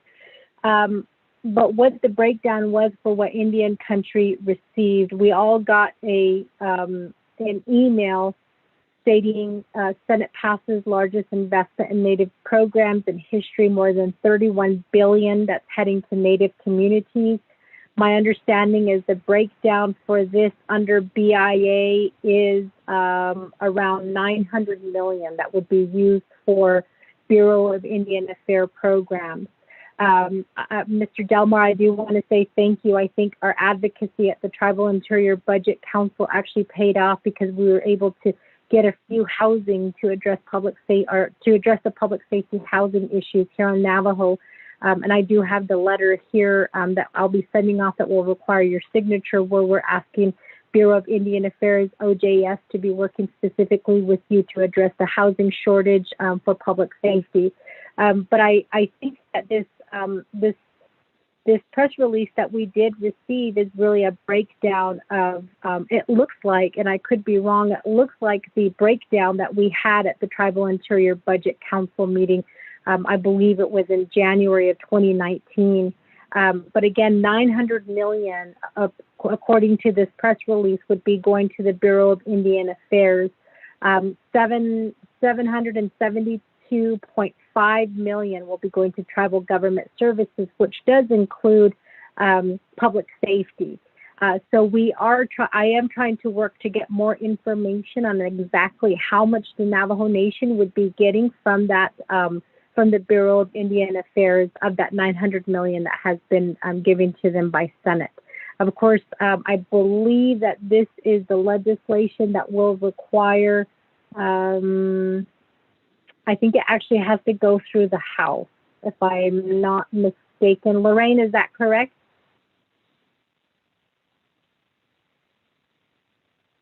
Madam Chair, I think it does, yes. Yeah, so the House is considering the Senate bill, and it's going to be, I believe, if not already, it'll be this week. So we are waiting for that. And again, I do want to make this committee aware, as well as Department of Public Safety and Judicial, that this information was shared with the senators and representatives who were trying to address the needs for Indian country. So keep your fingers crossed. We are hoping that we'll be able to reap from some of the advocacy that we have been doing at the federal level. I know that Congress technically cannot earmark money specifically for the nation or specifically for any tribe. However, even though we don't know the actual BIA funding formula, we know that Navajo does receive a large portion of that. But again, we still have to wait to see if the House is going to pass this measure that was passed by Senate. And if so, hopefully we'll get some good news on whether we'll have enough money to start replacing some of the infrastructure. In the meantime, again, it would be good to have kind of a breakdown, so we have a good idea of the communities that are in need of command centers, the communities that are in need of the public safety complexes, and then those that are also in need of just the courts, that are just in need of just the police station. So if we can have that breakdown, I think that would help assist this committee when we start advocating again at the federal level. So with that, committee members, that is just a quick update on what we have been working on as far as sharing of information with Congress. Are there any questions at this time for Mr. Adsity or for Mr. Delmar regarding this infrastructure priority list? Madam Chair, this is Vice Chair. Vice Chair, go ahead. Thank you very much. Yes, well, first, appreciate the report from Mr. Adsity and Mr. Delmar pertaining to the judicial and public safety infrastructure priority listing. Just want to make sure that, just to echo Madam Chair, that you guys break up your requests, not to have all of it all bunched up, because like for instance, public safety, you have a new building, a complex. I think a complex which ensures a joint facility of the judicial branch and public safety is built. But there's instances such as the judicial branch saying their construction ready in Kayenta, and they just need a court building. So break them up, because that way we can have, we know what's just a court building. Like for instance, fire stations, where on Navajo do we need to, what is a priority in the new fire station on Navajo? Where, if we had the money, where would we go, Mr. Delmar? So if you can, prioritize them in that sense, because what's going to happen is when this gets to the floor, delegates are going to say, oh,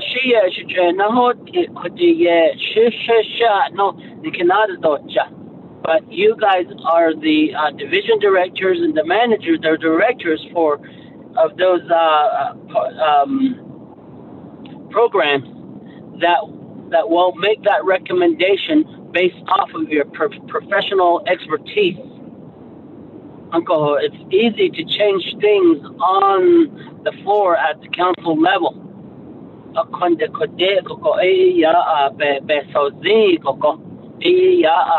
This is where, this is needed. For instance, if you guys if public safety says Window Rock a public safety facility is not a priority, you can put it at the bottom if you want to, and move up maybe move up some else, maybe a new fire station for Luke to priority 1. I don't know, but that's in your ball game. That's what I mean. Prioritize them, break them up, so that we have just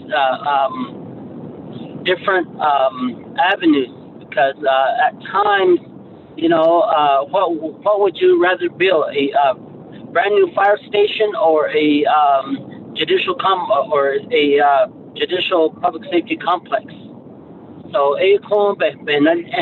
and I know the judicial complex that's being proposed in Window Rock and Shiprock, and there's 2 of them, but we know what BIA has indicated, that Window Rock has been on the list for a replacement.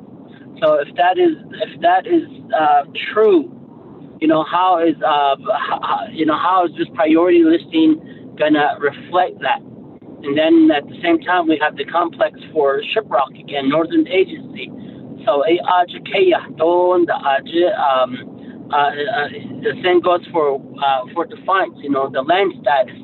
I really hope that we have a because if we don't have land, what happens to that facility? Or do we just rebuild at the current site and get everybody into mobile homes or a mobile facility?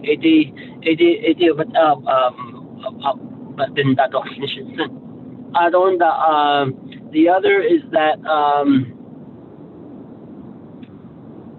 I guess when you guys get refine both sides of public safety and the judicial branch proposal, where are the needs, based off of your staffing, and then how can I say, logically, with what monies you guys get in public safety and judicial. Don't just go and start overbuilding and start proposing a big building and things like that. And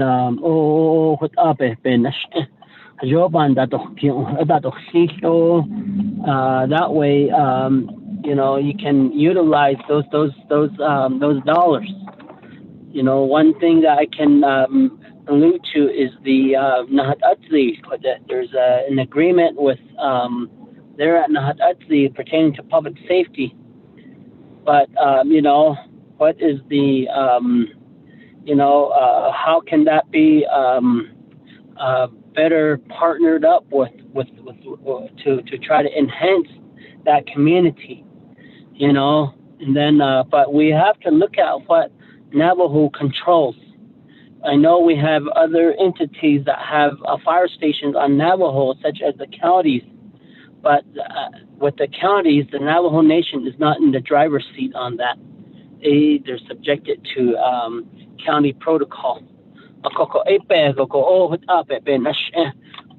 looking at what the jurisdictional issue is, and what I really would like for public safety to look at, is the fire stations up on that we have acquired in San Juan County. All we needed to do was to contribute $800,000 a year to renew a MOA with the county. And our former president said, "No, we don't need you, county. Navajo will take it over." So it's part of the Navajo. I guess our fleet. So how is that addressed?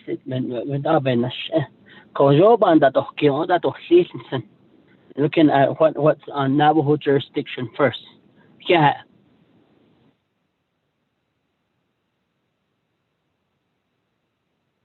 Thank you so much, Shitsui.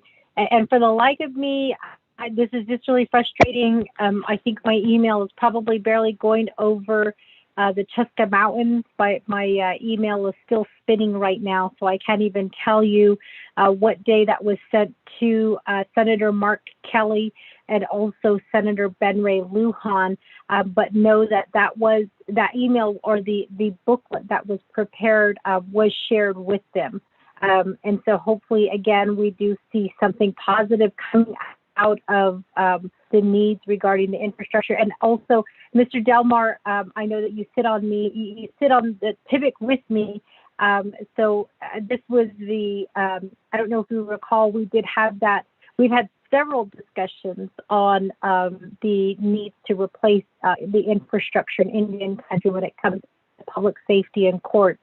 And so that was what we focused on when I had that brief discussion with our federal delegation, which is why they asked that we provide that booklet. I was hoping it was a very quick turnaround. We had a brief discussion. I think it was like at 10 o'clock that morning, and they wanted a booklet by like 2 o'clock. And so I worked with Carlisle to get that information, also with Speaker and Cheryl Yazzie. And because that booklet was already prepared by the Law and Order Committee, that was what we sent to Carlisle to share with the senators.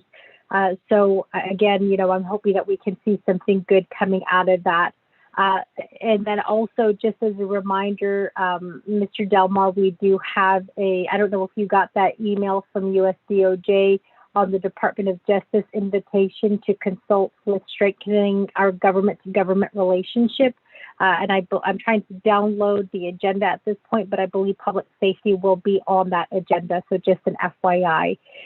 So with that, committee members, are there any other questions or comments before I turn the floor back over to Mr. Atsidi and also Mr. Delmar? Okay, with that, Mr. Atsidi, Mr. Delmar, the floor is yours.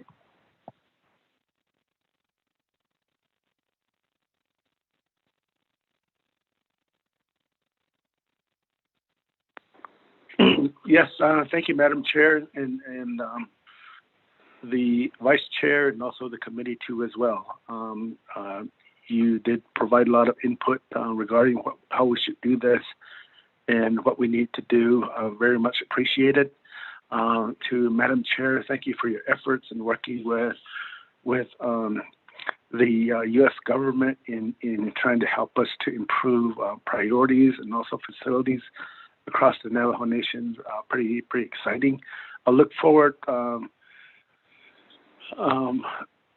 receiving that email from you. I guess it's coming from BIE, OJS, regarding housing too as well. I will be expecting that, ma'am, and I appreciate what you've been doing in helping us in that regard.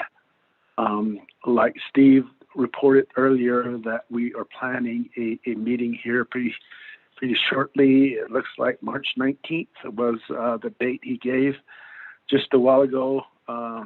He did send me a text yesterday asking me what we talked about and what the date was, and my head was just going in circles, but apparently he received that date. So I'm looking forward to working with the Chief Justice and her staff in updating the priority listing between us and the judicial branch.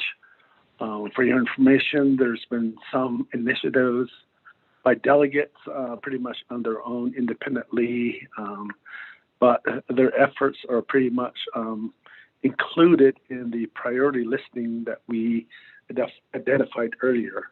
For instance, the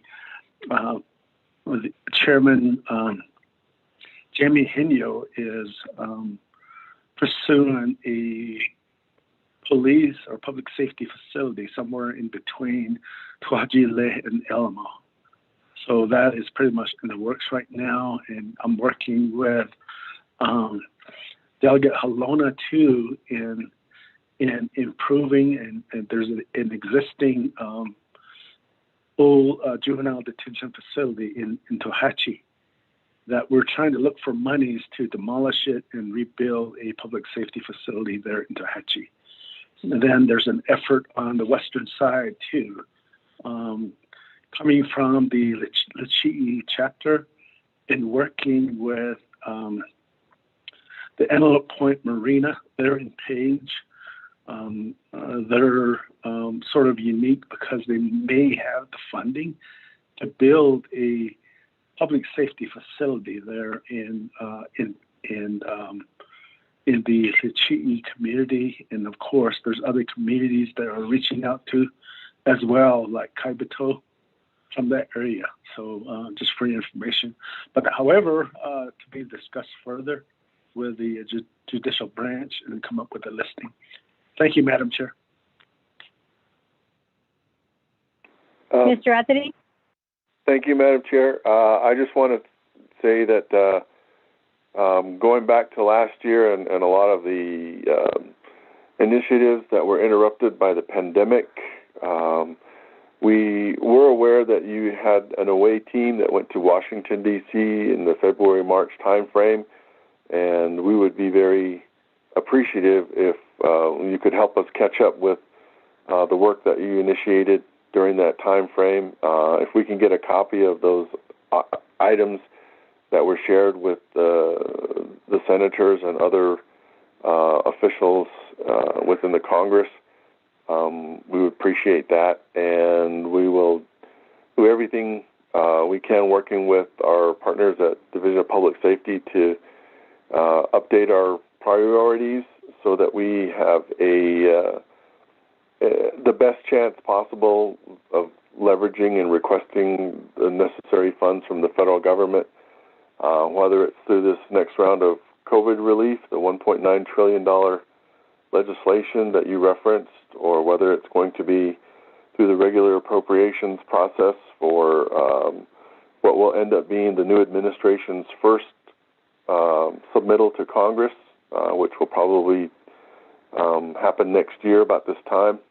And I do know that there may be other opportunities coming up, and this information is always very important to be able to respond and submit to members of either the House or the Senate.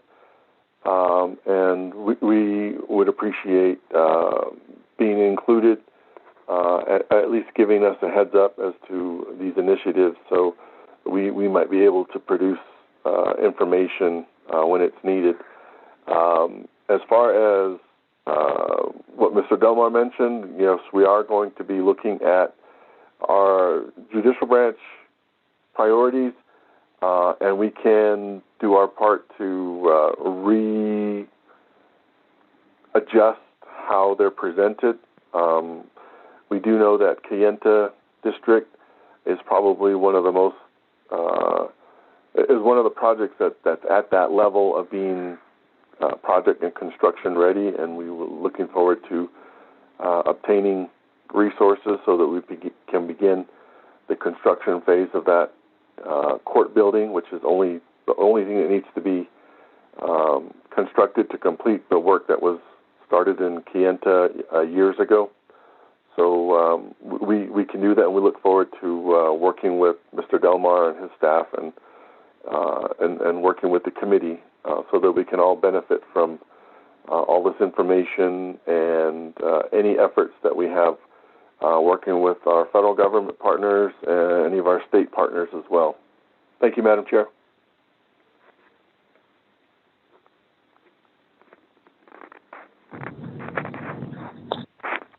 Thank you for that. Go ahead, Shitsui, Delegate Aruso. One area that I would like to tell the judicial, one area that we really need to look at is the economic beltway on the Navajo Nation. and I believe those are a lot of those areas of the economic beltway is areas that is really lacking law enforcement. And I guess in that component, judicial branch and public safety really need to look at that aspect, because that's another component. People could disagree with me, but I think that is a very important component. Earlier, you guys were talking about Kachi'i. That's an economic beltway there that we have tourists coming on the nation, and how can we we have to be ready with backup at any point if it is needed. Meaning on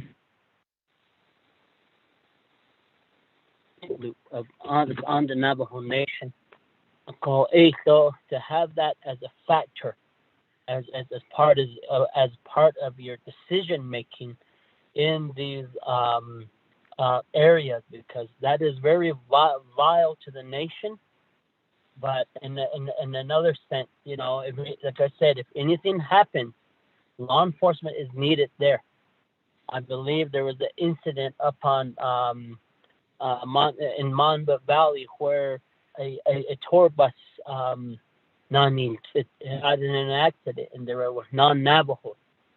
And the response of public safety and the ambulances and so forth was done, but it was to a degree that there wasn't enough. So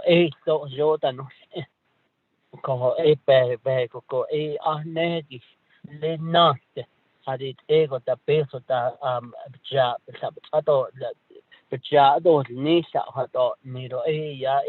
definitely we can use those to our advantage to try to infuse dollars into these this area, because as these expansions happen, there's facilities that are not up are maintained by the Navajo Nation, and we need revenues to actually offset funds for those expansion of those facilities. And that's another component. Who's going to mop the floor of that fire station that's built in Loop? Will it be the fire chief there the fire chief make his trip out from Winter Rock to Chi or to Loop, Arizona to clean out that and sweep and mop the floor of the building, those fire stations?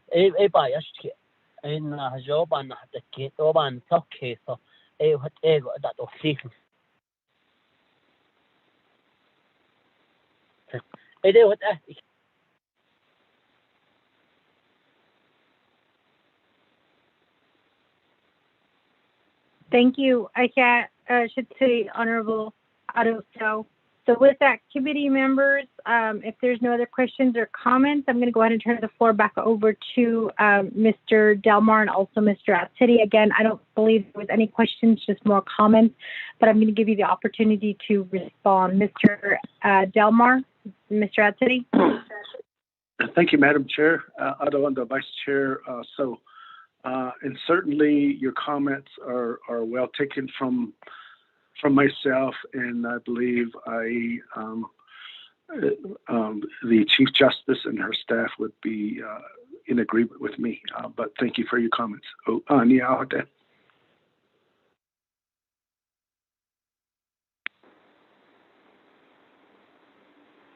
Madam Chair, this is Stephen Atsidi. I don't have any other comments to add other than we'll continue to work with Mr. Delmar and any other the criteria that the committee would like to provide us with as we update and revise the forthcoming priority list. Yeah.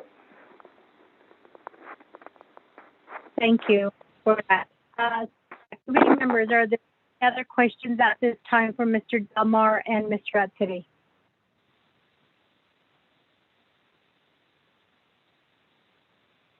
Okay, just FYI, I'm going to send you guys the booklet. I do have it going out to the committee members, Mr. Atsiri and Mr. Delmar, as well as Ms. Spencer. I am CCing Manuel Rico on this email, as well as the Chief of Staff, Sherilyn Yazzie, and also Speaker Seth Damon, who was already CC'd on the email that went out to Carlisle Begay and also to Senator Ben-Ray Lujan. So with that, committee members, I'm hoping that you'll be able to get the email right away. I'm having some difficulty with my email. It's super slow this morning, but just know that it is on its way. So with that, since there are no other questions or comments, we're going to go ahead and proceed forward to accepting the report. I need a motion and a second. Oh, I'm sorry. Madam Chair, this is Delegate Brown. Oh, okay. Delegate Brown, thank you for joining us. We just received a report from both Jesse Delmar and Mr. Atsiri regarding the infrastructure list. They are currently working to update this. So there is no list at this time, but once the list is created, they will present that to the Law and Order Committee. So just as an update. So Mr. Brown, Delegate Brown, did you have any questions? Yes, I do. Okay. Go. Madam Chair, Charles Newton, I just want to express my gratitude to Law and Order Committee and to Mr. Delmar, Mr. Atsiri, and all the staff. I've been listening on this report, so I do appreciate the report on the missing and murdered Indigenous relative. I don't want to take too much of the time. I've been listening to the questions, so thank you for bringing up our missing and murdered Indigenous relatives throughout everywhere. I am sitting here trying to keep myself composed of all the cases that I've heard, and then also my own family, losing my older sister just this past September in a violent way. So it is happening, and I hope that we in this leadership can bring some change, and it is the work that this committee, Law and Order, is doing. I just want to express I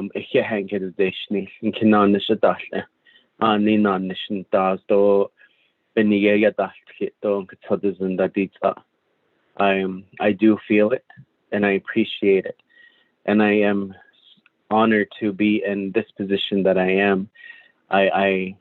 To be quite honest, I live in a place here where I get to see all the stories, the horrible story of alcoholism unfold before me. And I'm sitting here constantly thinking, how can I help my relatives? How can I walk over to the bootlegger's house and talk to them with care? How can I talk to these possible gang members that are selling drugs? How can I talk to this young lady outside the Speedy's gas station in Kayenta? And I feel like I don't have enough resources, even with all the work that we are doing. And I see this young lady walking around outside this morning. Could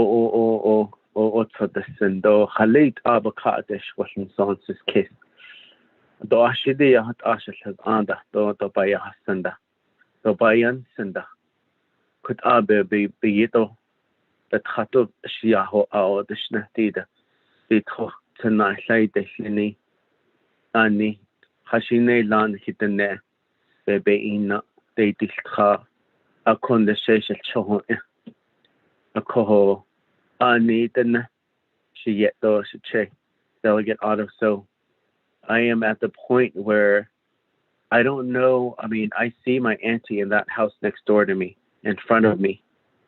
We have tried over and over again calling the police, and the police are right. We need to take pictures and write our statements. and there's elder abuse going on, and I've been calling, and I'm told she needs to do it, but when her son has been arrested, stayed in jail for a few months, but not on the and I feel for our elderlies who are experiencing this. And just I was walking outside listening to it's hard to sit still, so I was walking under the tree and I saw the Denahoto Senior Center drop off food. So I know that they see it too, and I'm trying to think of ways how can we help our people. So I've been meeting with the lieutenant here and not law and order committee, but the criminal investigator as well. So I'll continue to work on this. So I'm learning on how to, but at the same time, I'm thinking, how can I help my brothers, my cousins here? And I've been looking high and low to the point where I found places, even in Salt Lake City, called the Other Side Academy. It's a 2-year program with people with problems with alcohol or drug use. And then I found another program that I actually will be requesting this committee to hear a report from the United Native Health, and they're also asking to bring Navajo people who are interested in rehabilitating themselves. And so I'm looking high and low, and I want to share that with council. So quick and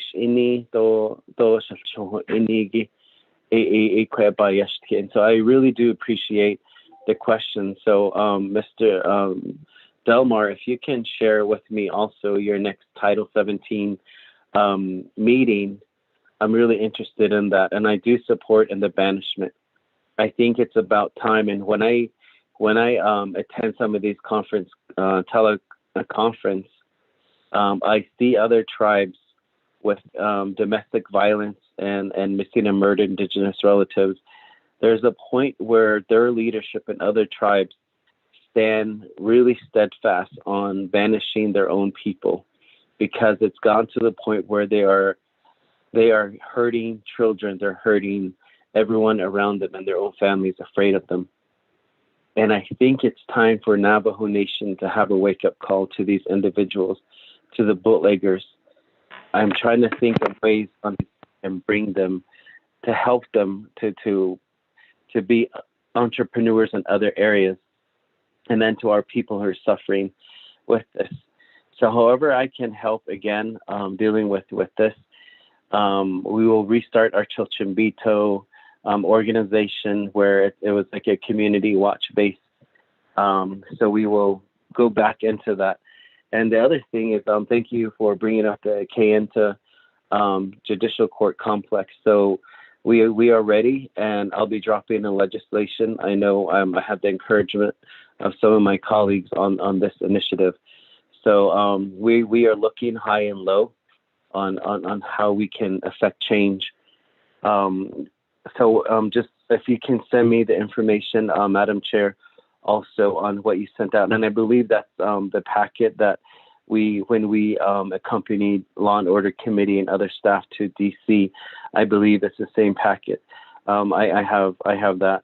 But if not, if there's an updated version, if I can get another email once it makes it over the Cheska, and maybe it'll come this way. I know the wind's kind of blowing north, so.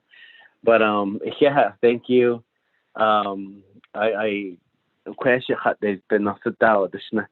So this conversation is giving me sikhwadinson. So I'm gonna now have to face it, talk to my cousins here, and just in a good way through and see where that goes. And sometimes we, as elected leaders, have to do that, and put on your shoes, but here bootstrap that no, but I know I'm not the only one in this.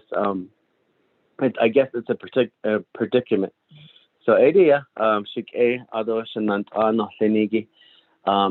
for all the work, I cannot express enough gratitude to all of you. So yeah, thank you.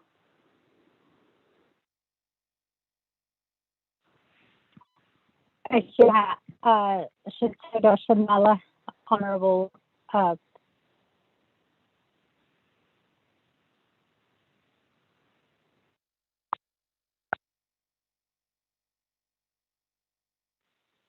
Hello? Can you guys hear me? Hello? I can hear you. I accidentally pushed mute while I picked up my phone. Delegate Brown, thank you so much for listening in on this meeting, and then also for your input as well.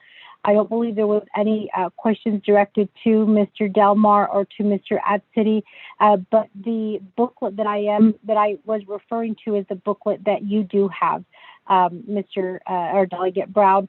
That was the only booklet that we really didn't meet technically throughout the whole year of 2020. You know, from meeting on COVID-related matters, we did a book that I also sent out an email to the committee, also to Mr. Delmar and also to Mr. Adsity, asking that we have a work session to update this booklet and also possibly attach the legislation that will be presented to council regarding the priorities for this infrastructure, to attach that so we have a new one ready to go and an updated version. So when we are called to DC to present this information, it'll be set ready to go.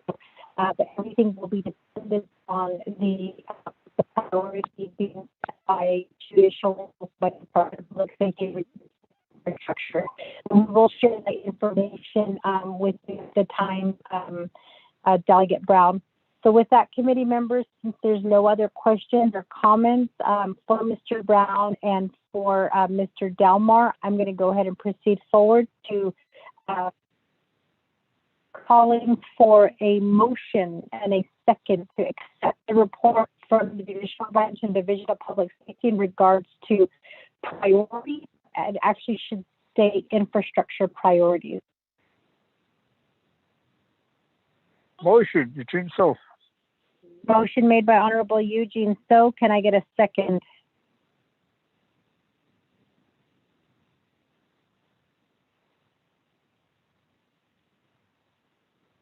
Second call for committee members. I need a second to accept the report from the Judicial Branch and Division of Public Safety in regards to infrastructure priorities.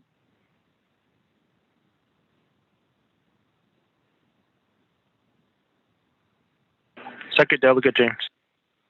Second by Honorable Vince James. So with that, committee members, we're going to go and proceed forward to the vote. Lorraine, can you assist us with the roll call vote, please?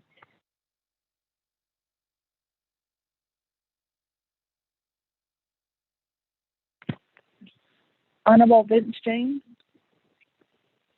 Delegate James votes green. Thank you.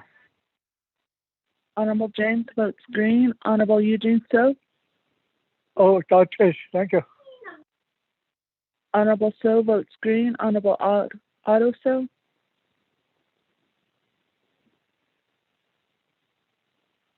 Honorable Otto So. I vote green. Honorable Otto So votes green. Honorable Edmund Yazzie. Honorable Edmund Yazzie. 3 in favor, 0 opposed, 2 not voting, which is including the chair not voting and Edmund Yazzie absent. So with that, committee member, motion made by Honorable Eugene So, second by Honorable Vince James. A vote in favor is 3 in favor, 0 opposed, 2 not voting, 1 is the chair. The report from Judicial Branch and Division of Public Safety in regards to the infrastructure priorities is hereby accepted. Mr. Adsity and Mr. Delmar, we look forward to the list that you provide to us. So with that, you're hereby excused. Thank you so much both for your time.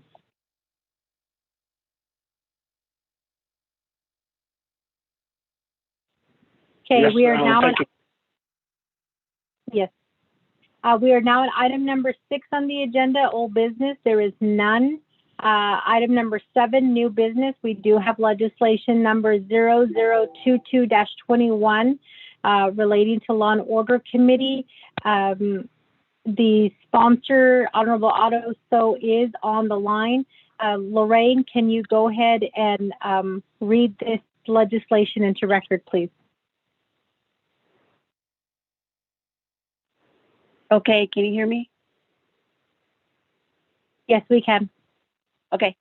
Tracking number 022-21, an action relating to Law and Order Committee approving an allocation of $2,930,511 from the Judicial/Public Safety Fund to the Window Rock Judicial District for the purchase of the modular Window Rock Judicial Complex. New.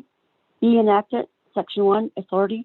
A, the Navajo Nation established a Law and Order Committee as a Navajo Nation Standing Committee. 2, in NC Section 600A.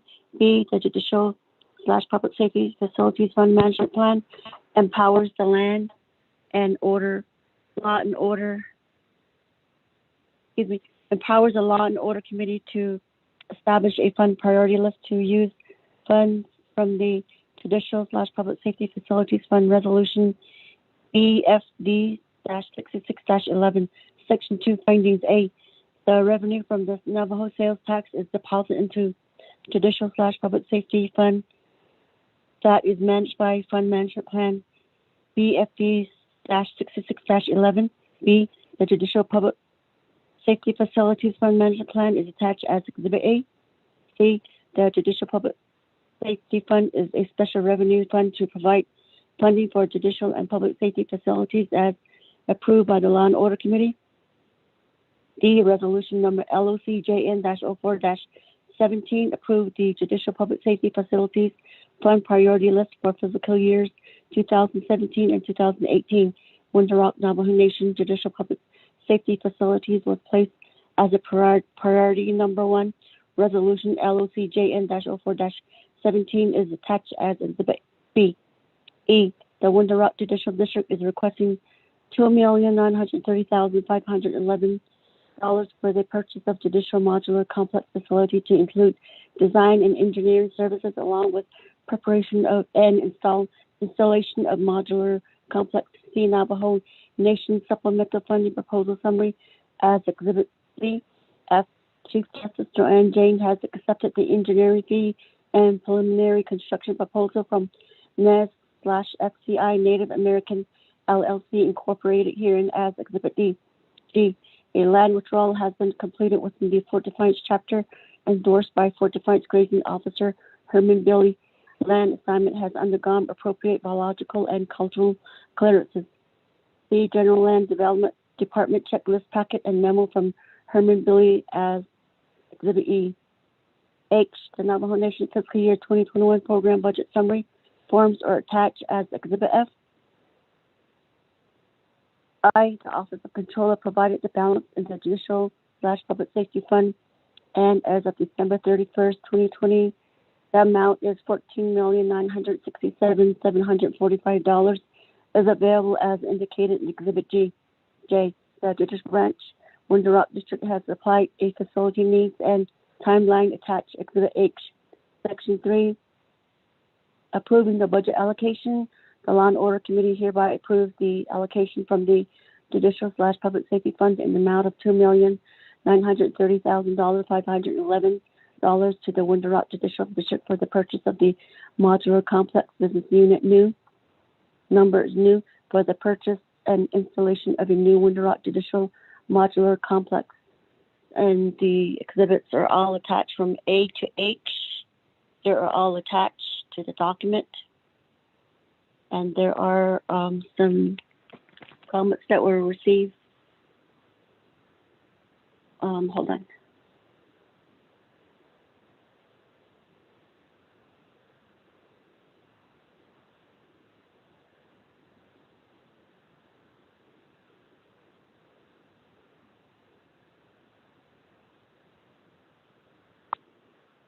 Hold on. I'm scrolling down. Okay. Going to the comments or receive or okay. It has gone through the 5-day comments, and there's some comments here, supporting comments from Comments supporting are from Fort Defiance chapter, Verlina Hale, Winter Rock Judicial District Court Administrator, Karina Smith. These are all attached at the ending of the legislation. And there's also an updated one, which was posted on February 18, 2021. Comment supporting is from Kathy Titla, Honorable Michael Latham, Fort Defiance Chapter, Winter Rock Judicial District Court, and comments and recommendation from Pauline McCabe. These all are all attached to the document at the end of the legislation. Madam Chair.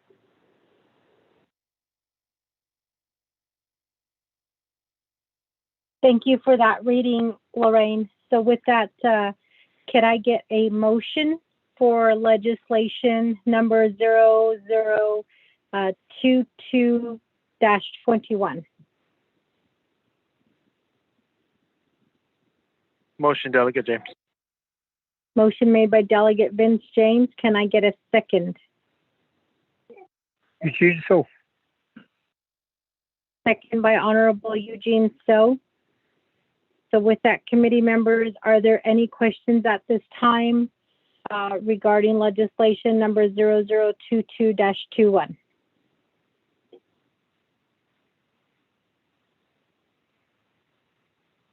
Going once. Madam Chair? Going twice. Yes, Honorable Otto So.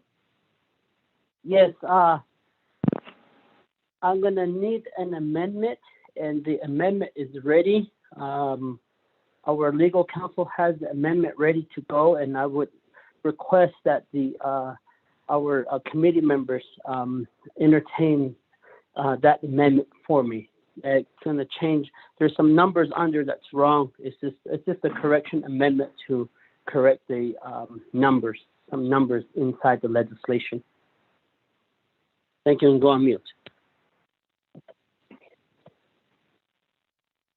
Thank you, Honorable Otto So. So with that, Honorable Otto So, what I'll do is I'll go ahead and turn the floor over to you for your 20-minute presentation to this body regarding the legislation, and then also that way it will allow the committee members some time to review the amendment that has to be proposed. So with that, Honorable Otto So, the floor is yours. Thank you very much, Madam Chair, and not all members of the Navajo Nation Council Law and Order Committee members. Madam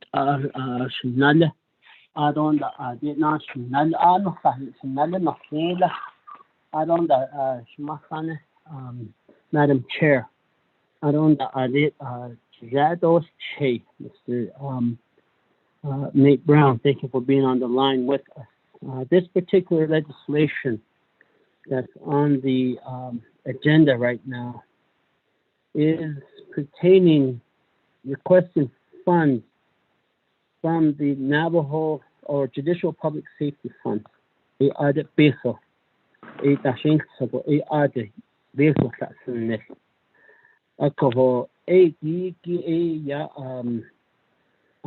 judicial branch has a need for their office space there at Winter Rock, and pertaining to the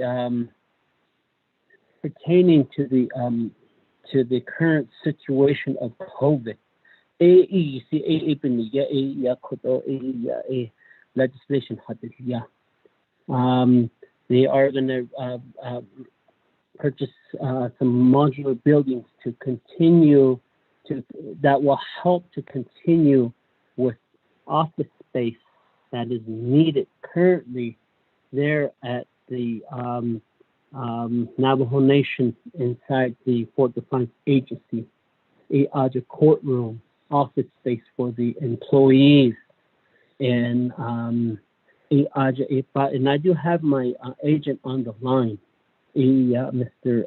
Steve at City, and then from the judicial branch. The question, there's a number of people that really worked hard to get this legislation through, and this legislation began in November. I believe that's when the conversation began. Aro Koje. There's Mr. Steve can introduce those individuals who were to get this legislation here, such as Charlene Jeff from the judicial branch, their staff that work diligently to get this package together. But we are just basically infusing some monies into the judicial branch so that they can continue their services with the Navajo Nation courts, and they're what they're charged by law to carry out. And these funds are really needed for the judicial branch. And I really contemplated on looking at the UUFB and other funding source, and I look at the issue of council support this, while council shoot us down and so forth, and and try to find an easy way around to try to get some money to the judicial branch so that they can continue their direct services. And then I would request that after the presentation is completed, that we have an amendment ready.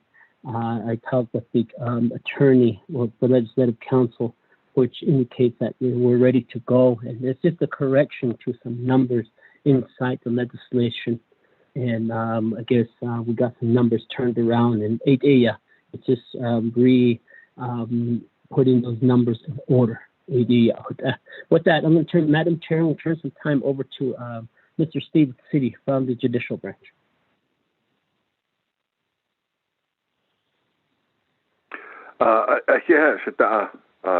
Honorable Delegate Aroso, members of the Law and Order Committee. We thank you for your consideration, and we hope to be able to answer all of your questions in support of approving this request for funding from the Judicial Public Safety Facilities Fund. The needs of the Window Rock Judicial District are very, very critical. Even before the pandemic, we were looking for a way to provide relief to the Window Rock Judicial District because they did not have adequate space for their hearings, for their staff, and for the important work that they do for the Fort Defiance Agency and also for the Navajo Nation government for the special cases or special issues that come up from time to time within the Navajo Nation government. Just a quick overview of the team. The court administrator is Ms. Verlina Hale. She's been working on this issue for at least 3 years now, 3.5 years. And Judge Malcolm Begay is the presiding judge in the Window Rock Judicial District. He's also been kept informed of all of our steps as we've been trying to find a resolution and find a workable solution to provide the Window Rock Judicial District with its own office space and its own hearing space. Most recently, we were able to add several other members to this team, including Ms. Charlene Jeffs, who we've hired on as a construction project manager on a temporary basis, and she has done a lot of great work since last fall and helped us through our attempts at trying to get this project completed utilizing the CARES Act funds, which was not as successful as we wanted it to be, and that's why we are now coming to the Judicial Public Safety Facilities Fund. We do have a lot of work that we put into this that preceded the pandemic, and then we put a lot of effort into this project when we had an opportunity to try and address it using the CARES Act funding. and we need to continue to work on this project and complete this project at this point in time. And we do understand that our Judicial Public Safety Facilities Fund is an available source.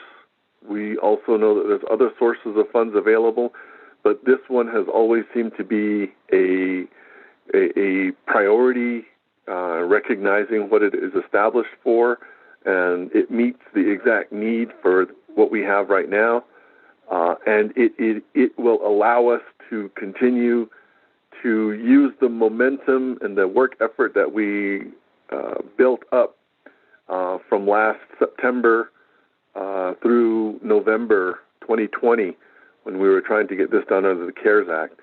And this will allow us to get a modular building construction in place sooner rather than later, and we do need this as soon as possible. I also want to mention that part of the project team includes the representatives from the Fort Defiance chapter, Ms. Lorraine Nelson, the chapter manager.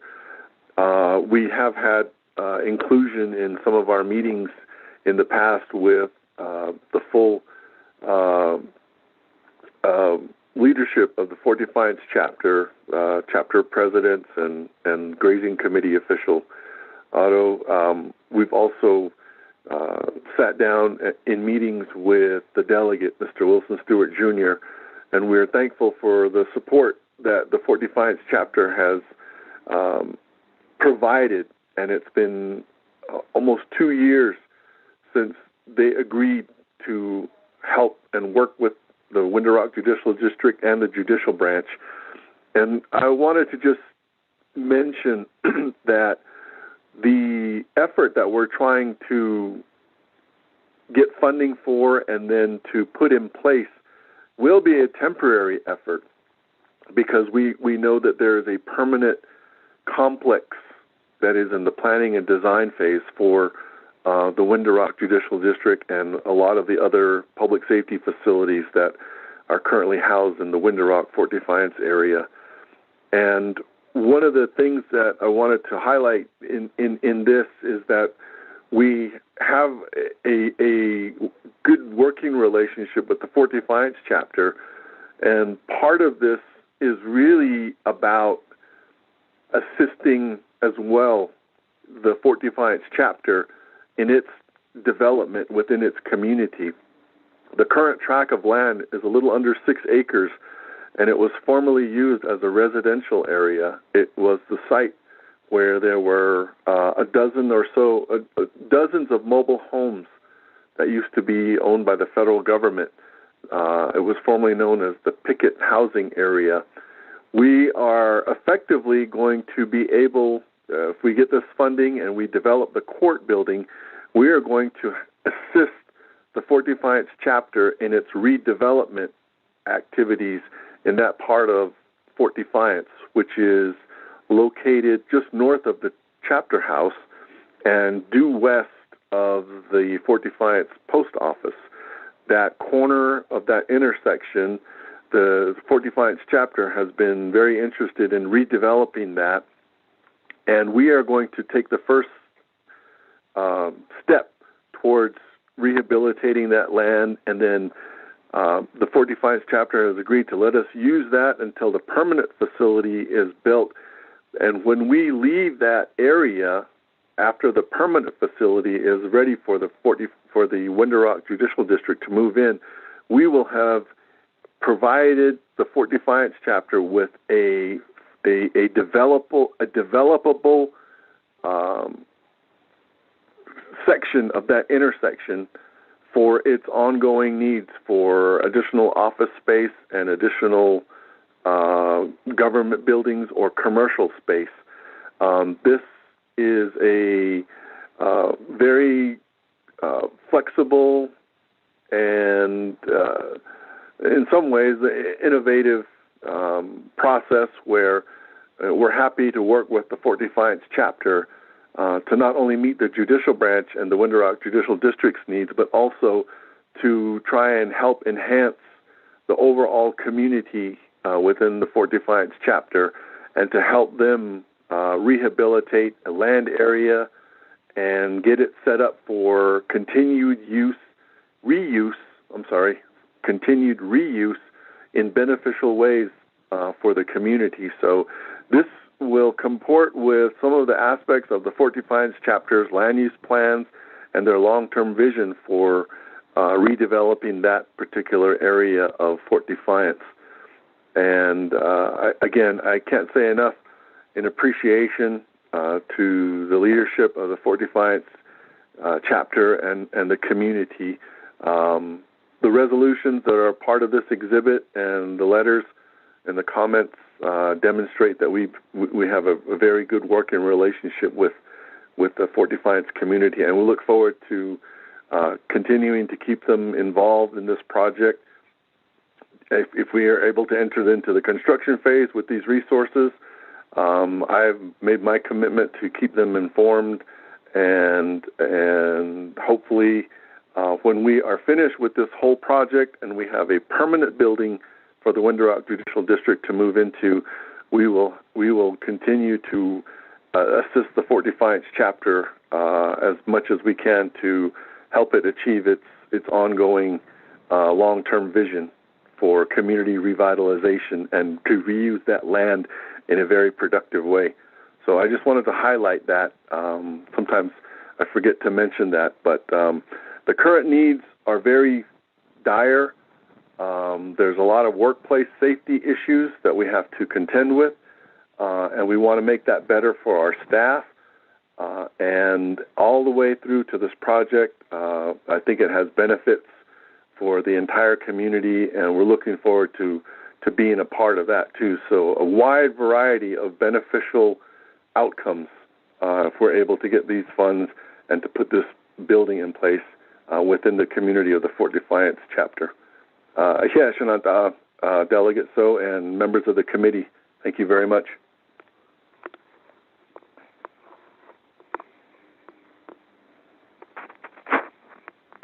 Madam Chair, with that, this legislation that is brought before this committee, we are here to try to look at the needs of the courts in general, and in this case, this building will be centered in Fort Defiance Agency.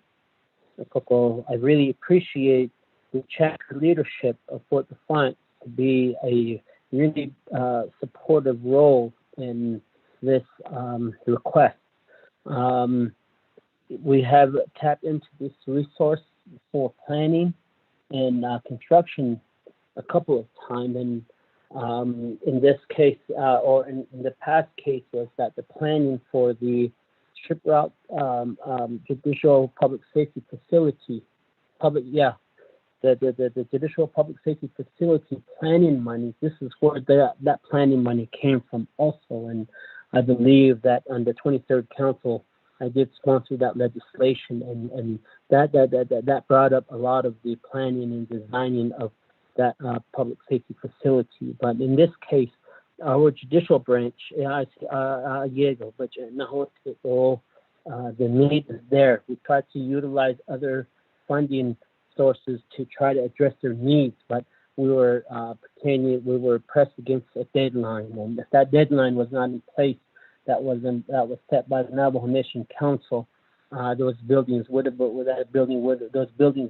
purchased and so forth. But we know that under the CARES Act, those dollars went into the hardship assistance. So at this time, just respectfully request that the committee support our judicial branch for their endeavor to try to address the needs there with the judicial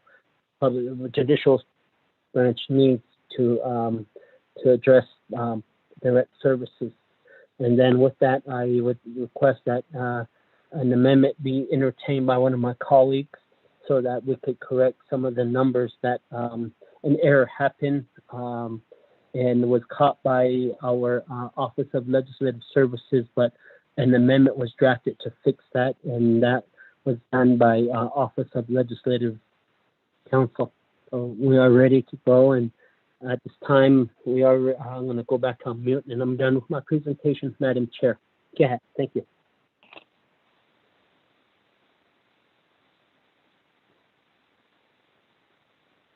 Yeah, I should say, Delegate Otto. So I will have to say that my phone kept going in and out, so I wasn't able to get all the information that was provided to us here today. But I just now looked at my email, should say Delegate. So we don't have the amendment language provided, and we don't have any of the forms to make the amendment. Mr. I guess, who were you working with regarding the amendment? Madam Chair, the amendment, Mr. Troy Cook should have the amendment ready. So, and then if Mr. Troy is on the line, please email out the amendment as soon as he can. Thank you.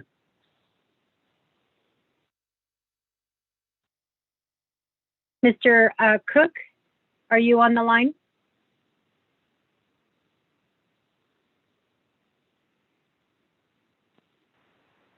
Can you hear me, Madam Chair? Yes, we can hear you. Go ahead. Yeah, thank you. I apologize. I sent the amendments out earlier to both the advisor as well as the recorder, and then I forwarded to all of the honorable counsel, including yourself, Madam Chair, the amendments. It's simply half of a page, and it's amending the dollar amounts only. As I was drafting this, there was 2 documents I had looked at regarding the amount, and I inadvertently had put the wrong amount, and so therefore the amendment is required to reflect the correct amount.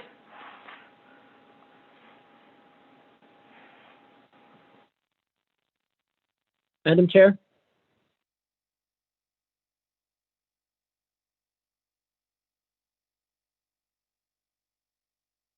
Yes, Delegate So, go ahead. Yes, the amendment has been emailed out, and I did receive it, and it's reducing the number from $2,930,511 to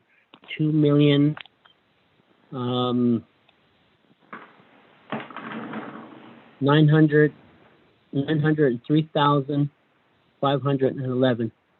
So the 2 numbers were switched around to reflect that, and that's just to correct the numbers, that's all. But again, thank you very much. Thank you. Mine is still buffering at this time.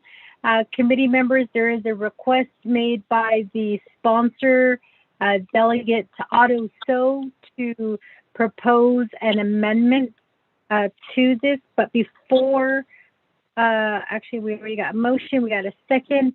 So if there is a committee member who can make this, who can motion to amend the legislation to reflect the proper amount, the request has been made by the sponsor.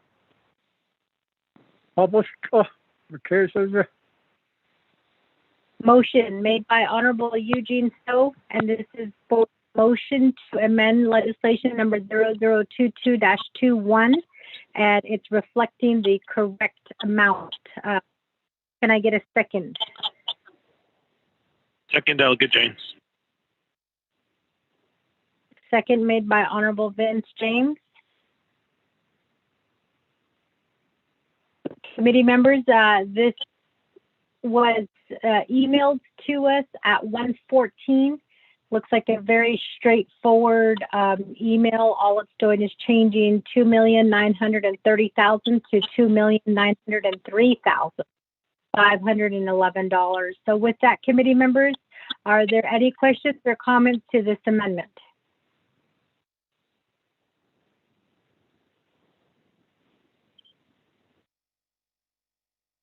Not hearing anything, I'm going to go ahead and proceed forward to call for the vote. Lorraine, can you please assist us with the roll call vote? Thank you.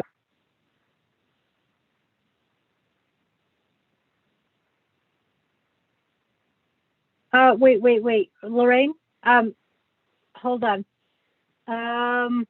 So with this amendment, does it swap out the exhibit forms as well, and does that have to be reflected on this amendment? That's my question before we proceed to the vote. Madam Chair? Delegate Sir? Yes, the exhibit forms are correct. What was not correct was what the number is in the legislation. So the exhibit forms are correct, but it was just what was the typo that needed to be corrected in the legislation, in the body of the legislation. That's all. Thank you for clearing that, Delegate Otto. So again, committee members, I'm making it very clear and for the record, I am not able to download 0022-21. However, I was able to download the amendment to the legislation where it does make the correction to the language, and per the sponsor, the amendment is only to make corrections to the legislation and not to any of the exhibits that are attached. So everything is still intact. It's just the language to the legislation itself. So with that, committee members, are there any questions at this time?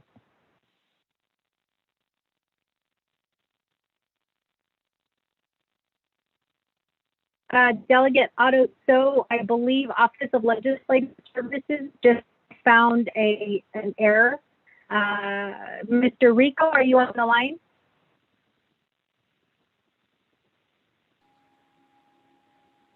Chairwoman, yes, I am. Mr. Rico, can you explain to this committee the error the Office of Legislative Services has found?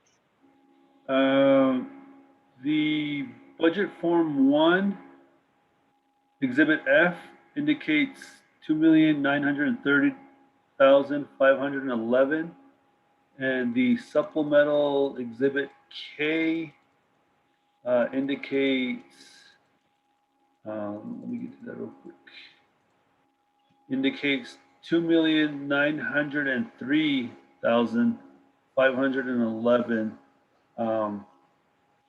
I don't know if that can, and then the budget forms aren't signed, so that was the only concern that I seen in here, Madam Chair. Thank you for catching that, Mr. Rico. And again, committee members, I have not been able to download the actual legislation itself, so I don't see that. However, I'm going to take Office of Legislative Services word on this. Mr. Cook, how would you like to proceed forward with this amendment? Does the budget forms need to be corrected, and do they need to be signed before it moves on to the next committee? If you could provide us some legislative council's recommendation. Let me take a look at that one more time right now before I make comment on that, ma'am. Thank you, Mr. Cook. We just want to make sure that all of the forms are corrected and all of the forms are reflecting the right amount. Because if it gets to budget and finance, we just don't want them to have to stall on this. Yes, Delegate Otto. So, if that is the concern of our legislative services, I'm going to ask to if I don't have the actual budget form on hand, I'm sort of in a bad area for services also. But if Mr. Manuel Rico, budget form 1 has a number and has an error to that, and then the other form has a different number on there, and they are right. Yes, the budget forms are supposed to be signed.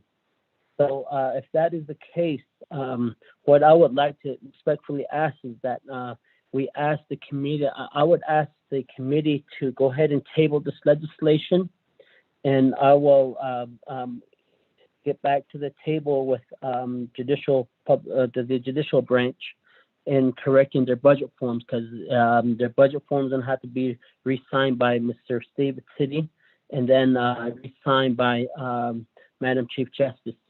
So therefore, it requires a signature, and I don't know where Madam Chief Justice is at.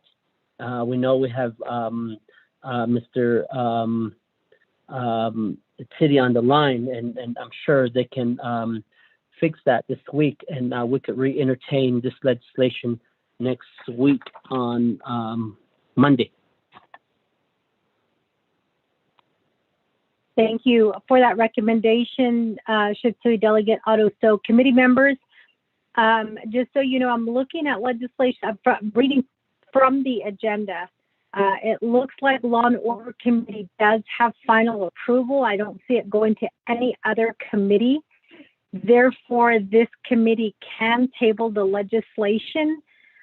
Delegate Otto So, who is the sponsor, is requesting that we look at this legislation next week. Is there any delegate who opposes this request at this time? Motion to table, Delegate James. Motion to table made by Delegate James. Can I get a second? Okay, since I can't download it. Motion to table made by Honorable Vince James, second by Honorable Eugene So. Committee members, are there any questions or comments before we proceed to the vote? Madam Chair? Yes, Delegate Otto. Yes, I do appreciate the members for fulfilling my request. It's just to make sure that the due diligence on the budget form are all coinciding as one, so we don't have different numbers reflecting each other, because a headache is gonna form at OMB and OOC, and then it will trigger us to come back and amend this very legislation. So I'd feel comfortable, and I'll get my agents to go through their budget forms to make sure that it is they're all on the same line, and they're singing the same song. So I appreciate it. Thank you very much. Thank you for that, Delegate Otto. So with that, committee members, we're going to go ahead and proceed forward to the vote. Lorraine, can you assist us with the roll call vote, please?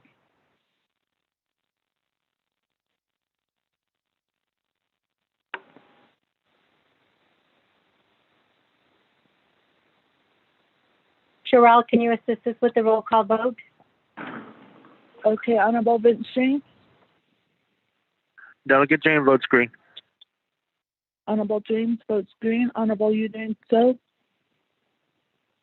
Oh, she, oh, Uncle. Honorable So votes green. Honorable Otto So. I vote green. Honorable Otto So votes green. Honorable Edmund Yazzie. Honorable Edmund Yazzie. Chair, you have 3 in favor, 0 opposed, 2 not voting, which is including the chair not voting, and Honorable Edmund Yazzie absent. So with that, committee members, this legislation number 0022-21 is tabled here. Again, we have final authority. So the tabling, the legislation will be tabled until next week when we have our next Law and Order Committee meeting. So with that, we're moving on to next item on the agenda, which is new business item B, and then Boyd, discuss joint meeting with Resource and Development Committee regarding jurisdiction. Just so that we have an understanding of what has been going on, committee members, on Tuesday last week, there was a report that was provided by Division of Natural Resources to the RDC, or the Rural Resource and Development Committee. I myself was on that call. I don't know if there were any other delegates who were on the call, but we did receive a report on the operation cleanup that's happening here in the Northern Agency regarding the hemp farms. there was information provided to this or to the committee, to RDC committee. There was a lot of questions regarding jurisdiction. And so it sounds like there is some criminal, a lot of civil, violations that are currently happening right now. So there was that report, and there was also another report given to RDC, and that report was provided by Division of Natural Resources regarding their jurisdiction. I believe at one time the Rangers used to have authority to the same authority that they had, that Department of Public Safety has. We did have a it was a very lengthy debate, but a lot of it was regarding jurisdiction. There was nobody from Department of Public Safety on at the time, and so there was a lot of, open-ended questions that were never answered. And so RDC did request to meet with Law and Order Committee to discuss the issues surrounding jurisdiction, and then also for Law and Order Committee to be aware of what is happening with the cleanup that's happening here in the Northern Agency regarding the hemp farms, and then also the jurisdiction of or the authority of Rangers. At the time, there was, I myself did report to RDC that when I was a prosecutor, there was a memo that came out regarding Rangers and their jurisdiction. The memo, as I recall, did state that the Rangers didn't have the authority as Department of Public Safety, and this memo came out about a year prior to me being a prosecutor, so I believe it came out maybe in 2015. It was a memo that was given to the Office of the Prosecutor by the Department of Justice. Along that same line, we did have a discussion with BIA OJS, and at the time, BIA OJS did inform Navajo Nation that there was issues regarding liability that had to be worked out. And so because of all of the information that was coming out of RDC at the time, RDC did request to have a more in-depth conversation with DOJ, also with the Office of the Prosecutor, Division of Natural Resources, and Law and Order Committee, Department of Public Safety as well. So with that, the purpose of this joint meeting again is to just primarily discuss the part of the issue is jurisdiction. I do want to ask the committee to look at their calendar. If we could provide RDC with maybe 4 dates that we are open to having a joint meeting with them regarding jurisdiction, I think that may be the best thing that we can do. They did not, at the time, they did not provide any information on which days work best for them. They did just state that they do want to schedule a meeting with Law and Order Committee to have this joint meeting. So with that, committee members, before we go into any questions, I'm going to ask for a motion to have this discussion.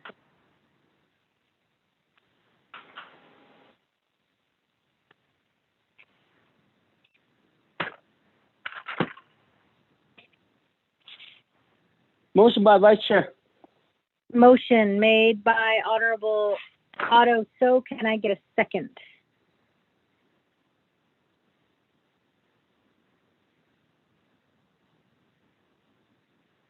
Eugene So. Motion made by Honorable Otto So, second by Honorable Eugene So. So with that, committee members, are there any questions or comments regarding the purpose of this joint meeting with RDC? Madam Chair? Yes, Delegate Otto So, go ahead. What I would suggest is maybe have them schedule it on the Tuesday. I believe committee meetings happen on Wednesdays, Mondays, Wednesdays, Thursdays, and usually carry on to Friday, like with special counsel, or if NABI is going to be extended, or subcommittees. So that leaves Tuesday usually open. And I think like tomorrow, I don't think there's any important meetings that are scheduled pertaining to the committees. But I think Tuesdays will work for us. And usually, RDC usually have leadership meetings on Mondays and Tuesdays. And if we can get into their schedule pertaining to that joint meeting on the Tuesday, that will work for me. And then the beginning of the month is a good time, and the end of the month is a good time also. So, thank you. Yeah, Delegate Otto. So I'm trying to pull up the March calendar for Speaker's Office. I know that they usually report on the March calendar when RDC has leadership meetings. It doesn't look like they have really that much leadership meetings. Tomorrow, I think, is too late of a notice to provide to them. They do have I don't know if this is RDC, but there's a Department of Ag Tribal Ranchers Program meeting that's happening on Friday the 12th. We also have, Lorraine, can you please write these dates down? We have March 16th as a possible date. We have March 19th is another possible date. March 23rd is another possible date. March 26th is another possible date. And March 30th is another possible date.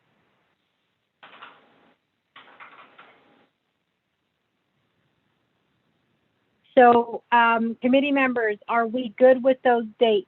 So it would be the 16th, the 19th, the 23rd, the 26th, or the 30th.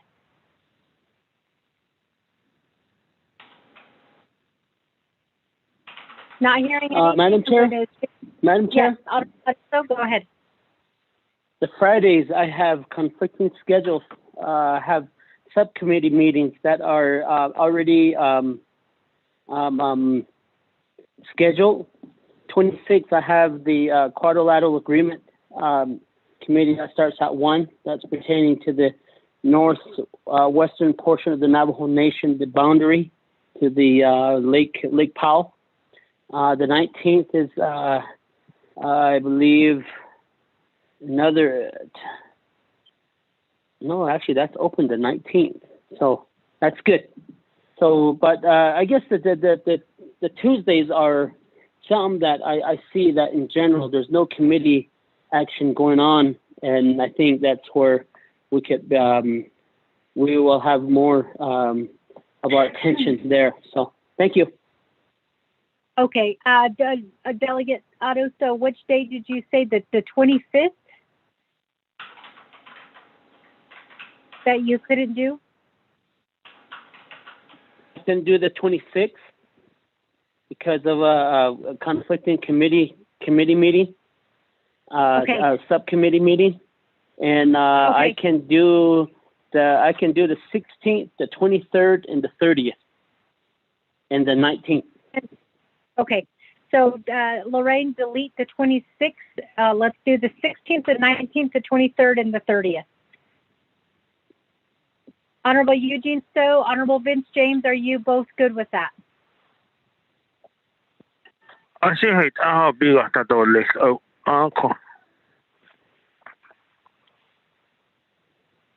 with that, Lorraine, those are the dates that are now set. So again, that's the 16th, the 23rd, the 16th, the 19th, the 23rd, and the 30th. So we're giving 4 possible days that the Law and Order Committee can meet, and this is regarding jurisdiction. So if you could send out that email to Sammy and make sure you see the entire RDC committee and you see the entire committee.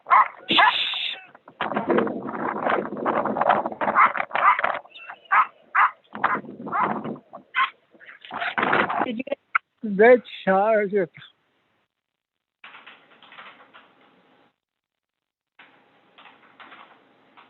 Lorraine, did you get that information? Yes, I did, Madam Chair. That's for March 16th and 19th, the 23rd, and the 30th. Yes, ma'am. Thank you very much. So with that, committee members, I believe that we are at the end of this discussion, since we do have 4 possible dates to meet with RDC. If there are no other questions or comments, we can go ahead and proceed forward to the vote. Chair. Yes, Honorable Eugene So, go ahead, Shaja. Okay, any state nations cut down as well. So that's the jurisdiction, the jurisdiction she on 18. They know so something from the Australia, so we can be aware of what we're heading into. Thank you. Oh, yeah, Shaja. So really quickly, the jurisdiction is regarding jurisdiction of the Navajo Nation for the hemp cleanup, the hemp farms that happen here in the Northern Agency. There was a lot of greenhouses that were left over that are currently possibly in litigation at this point.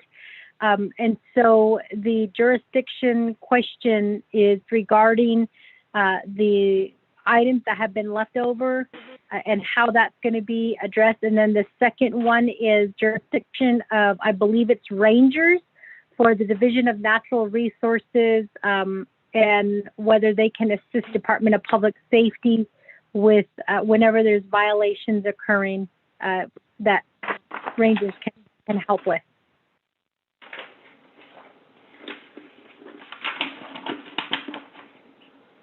Does that answer your question, Jack? Oh, yeah. Okay, with the roll call vote. And again, this is a vote to propose to Resource and Development Committee 4 dates to have a joint meeting. And the dates are March 16th, March 19th, March 23rd, or March 30th. And I say or because those are 4 possible dates that Law and Order Committee can meet with RDC. So if we can get some assistance from staff for the roll call vote, please. Okay, Honorable Vince James. Delegate Jane Green. Thank you.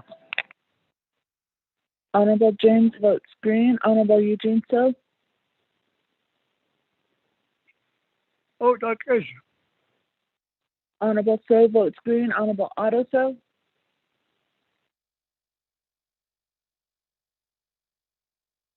I vote green. I vote Honorable green. Otto So votes green. Honorable Edmund Yazzie. Honorable Edmund Yazzie. Chair, you have 3 in favor, 0 opposed, 2 not voting, which is including the chair not voting and Edmund Yazzie absent. Thank you for that, Sherelle. 3 in favor, 0 opposed, 2 not voting, 1 is the chair, 1 is absent. Honorable Edmund Yazzie. The 4 dates have been proposed, Lorraine, so if you can get out that email today to Shami, that way they have enough time to decide what day works for them. And before they proceed forward to scheduling other, I guess, work sessions that they, or leadership meetings that they have to for the month of March. So with that, committee members, we're moving down to 7C, discuss and set the date on a work session with Health Education Human Services Committee on the status of a rehabilitation center. Committee members, just as a recap, we did meet with Health Education Human Services regarding a possible rehabilitation center that could be built here on the Navajo Nation. I'm looking through my notes trying to find out what day we had met with Hess on that joint meeting. But there were a lot of questions at that time, questions that had to be answered. We were tasked to complete a few tasks before we were to come back to have another work session. We do have information provided to us by BIA OJS. So we are, this meeting took place on February 2nd, 2021 at 9:00 a.m. It was a joint meeting with Hess. We do have updates that were, the questions that were asked during that time. And we did state that we were going to proceed forward to scheduling a second date. I believe at the time, Delegate Carl Slater did ask for about 30 days before we set the next joint meeting to allow everyone the opportunity to get questions, I guess, that they had asked so that we can move forward on whether this was a possibility. At this point, it does sound like it is a possibility, so we kind of have to move forward with next steps. So we need to schedule this joint session with Hess again and have this discussion about the rehabilitation center to address alcohol and drugs here on the Navajo Nation. So with that, committee members, I'm going to ask for a motion at this time so that we can start the discussion.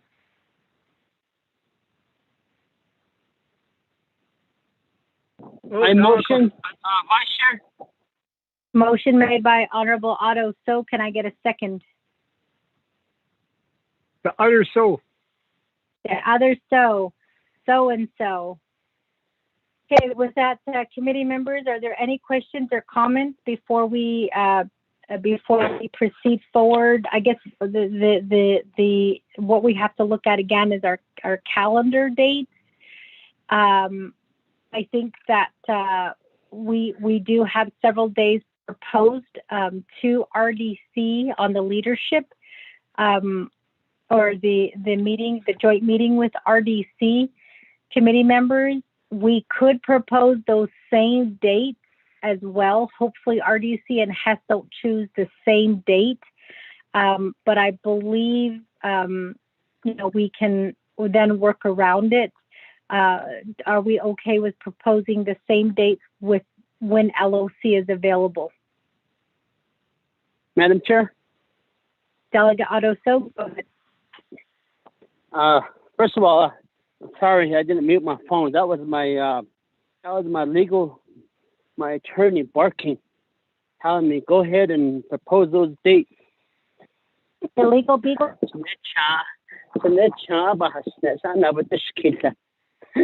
When I need a legal opinion, anyway, I do agree that we propose those same dates. Let's maybe send this over to Hess until next week. That gives RDC to pick the first date. I don't whatever RDC picks, and then we'll submit that to Hess the remaining days. Hess can select those dates next week.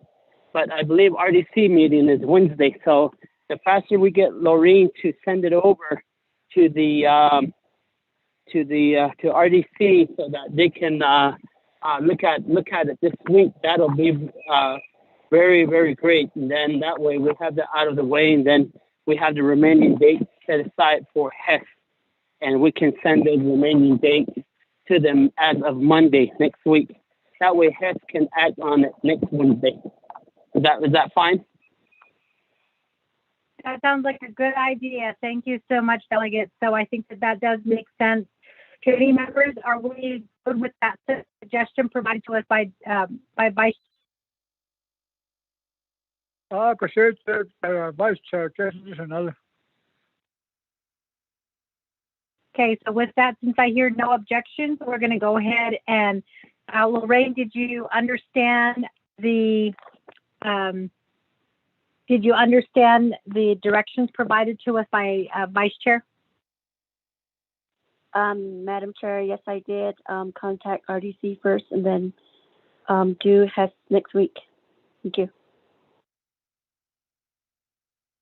Yes, ma'am. Thank you so much. So with that, committee members, we're going to go ahead and proceed forward to the vote. And at this time, the vote will be that we're going to wait for RDC to respond with a date that they are available to do the joint work session.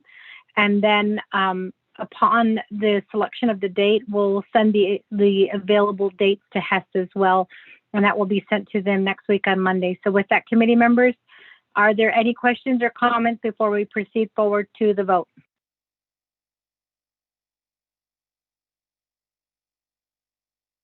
Sherrod, can you assist us with the roll call vote, please? Okay, Honorable Vince James.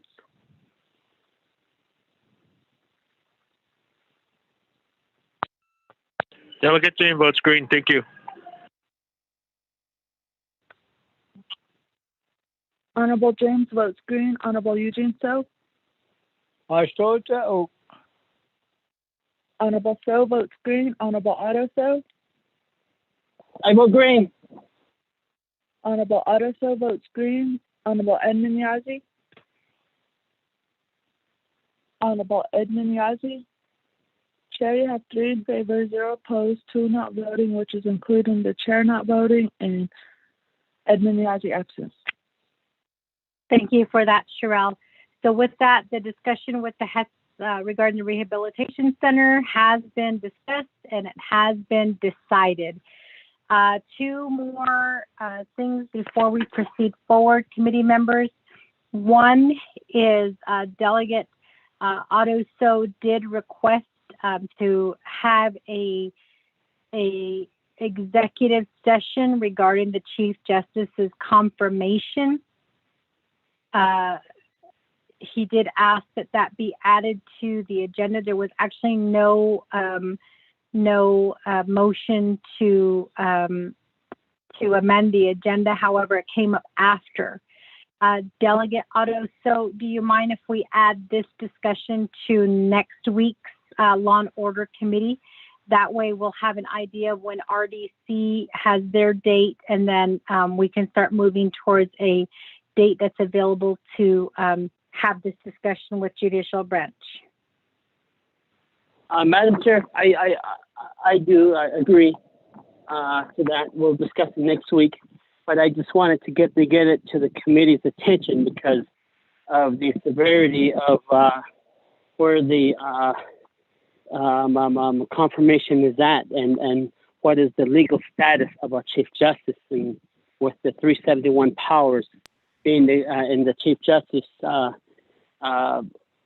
going over the appointment term, the 2-year probationary period, and we're operating 1 year over. So those are concerns, and just looking at the legal portion of the Navajo Nation, hopefully we don't get any legal issues pertaining to any actions that have been done and contested by the nation. But I do want to bring this to the committee so that the committee, we need to have the thorough conversation, it's just, I guess, this amongst the committee so that we could try to say, hey, because right now we haven't really get a update from where the status is at.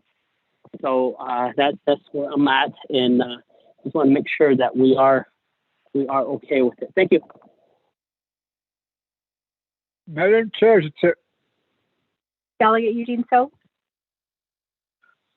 I think that we just had to drop the legislation to maybe let her in there for a while, because any kind of litigation can turn against us if we don't have one. Also, it's just on the region. It's not a change. In those times, we don't have one of them. So all baby guys showing on the yards and to drop legislation, traffic kept going. To protect us, Navajo Nation government. Yeah, over has still how that one's up to.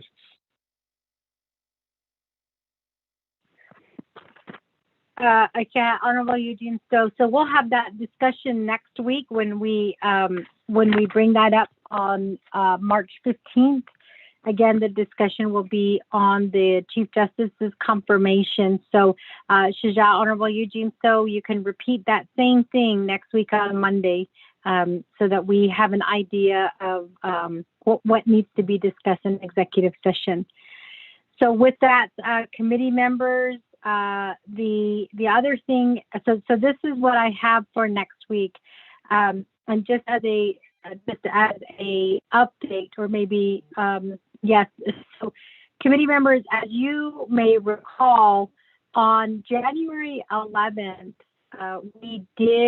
Law and Order Committee did reach out to our 3 representatives from the state of Arizona, and we asked them if they could give us an update on Arizona's priorities regarding public safety. And we also sent an email to Senator Ben Ray Lujan's office and also Senator Heinrich's office. But because Senator Heinrich's office is not near the Navajo Nation, perhaps that's why he didn't respond. But we did get a response from Senator Ben Ray Lujan's staff.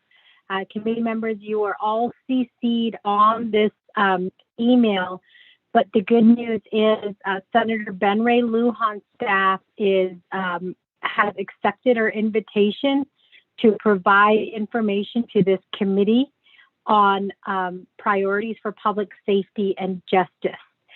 We did receive an email from Purdy Alana Montesino, I believe that's how you say her last name. The senator's staff is providing a highlight on and also information on public safety and justice priorities, including his Native Youth and Tribal Officer Protection Act, the reauthorization of VAWA, and the Tribal Title IX, the need for greater coordination with IHS to ensure BIA-OJS has sufficient vaccines, and his effort to close the digital divide in the interest of public safety. She just confirmed today that they can provide the information to the Law and Order Committee on March 15th. She did ask if they could provide the information at 11:15. And so what again, you guys were all CC'd on this email.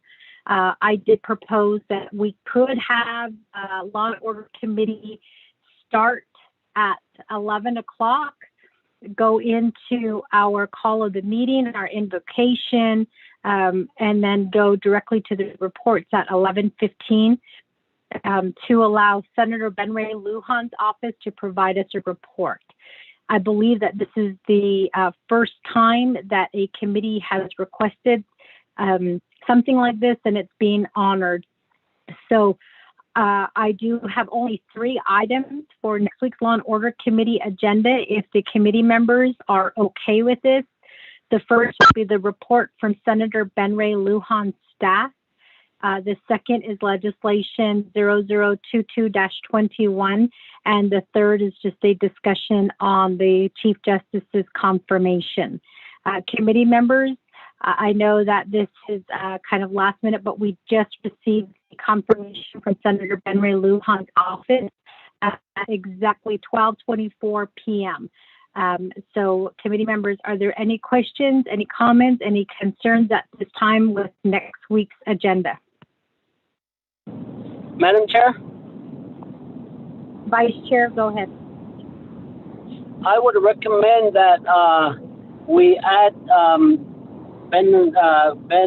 Senator Ben Ray Lujan and his staff onto the report, and it is something that is needed, and we are communicating with our federal authorities, and with that, I do support that we get it on next week and have the money or correction, have the issues pertaining to the or having the Law and Order Committee start at 11 o'clock.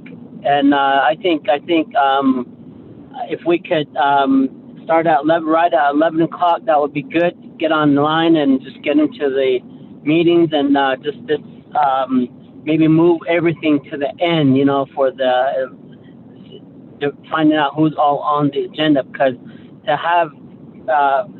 I think they're on a timeline too, like 30 minutes. I think the corridors that they have senators, so we only have a short time to speak with them and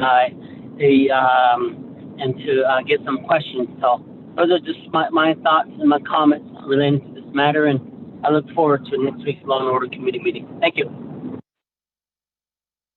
Thank you, Vice Chair. Are there any other questions or comments from the committee members?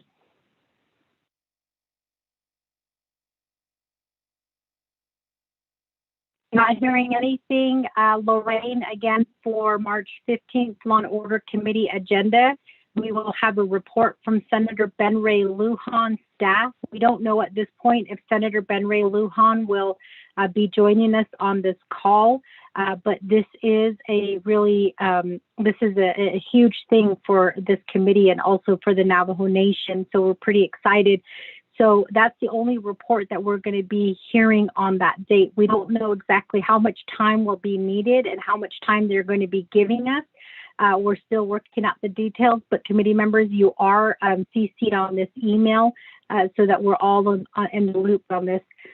In addition to that, legislation 0022-21, which was tabled, we'll be listening to that legislation upon the conclusion of the report. And then the last is discussing the Chief Justice's confirmation.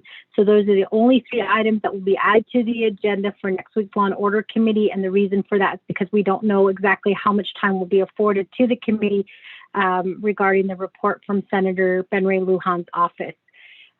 Committee members, I'm going to go ahead and ask at this time, again, if you could if you have any questions for the senator, let's try to, get them out. Let's, I guess, be prepared with questions ahead of time, because time is very, very valuable. As you know, when we go out to advocate in Washington, D.C., we do have a set time limit, and it's just like bam with asking questions and getting our concerns addressed. So if you could work with your LDAs in preparing those questions so that we all have ample time to ask the questions regarding safety and also this year on Navajo Nation. So with that, committee members, I'm going to go ahead and proceed forward to item 8 on the agenda, which is close of the meeting. I kind of jumped the gun with the announcement, and that was the announcement that Senator Ben Ray Lujan's office will be meeting with Law and Order Committee next week. Are there any other announcements from committee members at this time? Chair. Delegate Eugene So. I believe I requested for another special session because nobody signed it for my special session last week. Based on the engine, they answer chapters of all what's that. But I requested again. Thank you. Thank you for that, Delegate. So, Mr. Rico, are you still on the line? Yes, I am, Madam Chair. Mr. Rico, thank you for being on the line. Per Delegate Eugene So's announcement, do we have any potential dates for the special session? Madam Chair, I have not spoke to Speaker about this. There's no dates yet. I'll need to speak with Speaker Damon on this. Thank you for that, Mr. Rico. Shazad, I guess we'll find out what date is being proposed for the special session. So with that, committee members, are there any other announcements? Not hearing anything, I'm going to go ahead and ask for a motion to adjourn and a second. Motion to adjourn, Delegate James. Motion to adjourn made by Delegate Vince James. Can I get a second?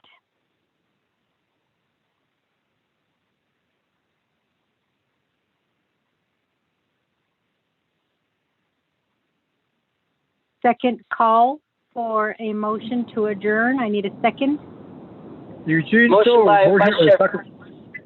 Eugene So, second. So with that, committee members, I'm going to go ahead and proceed forward to the vote. Sherelle, can you assist us with the roll call vote, please? Sure. Honorable Vince James, Delegate James votes green. Thank you. Honorable James votes green, Honorable Eugene So, Look at you, like this. Honorable So votes green, Honorable Otto So, I vote green. You hear me? Honorable, yes, Honorable Otto So votes green, Honorable Edmund Yazi, Honorable Edmund Yazi. Chair, you have 3 in favor, 0 opposed, 2 not voting, which is including the chair not voting and Honorable Edmund Yazi absent. Thank you for that, Sherelle. So with that, committee members, it is now 2:07. The Law and Order Committee is hereby adjourned. You guys have a safe week, and we will talk to you all next week on Monday. Actually, this Thursday. Thank you, and have a good day, all.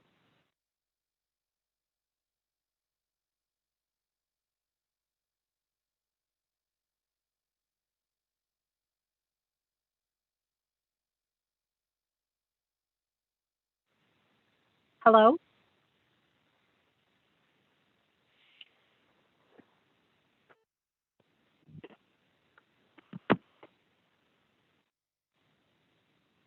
Did you guys hear me?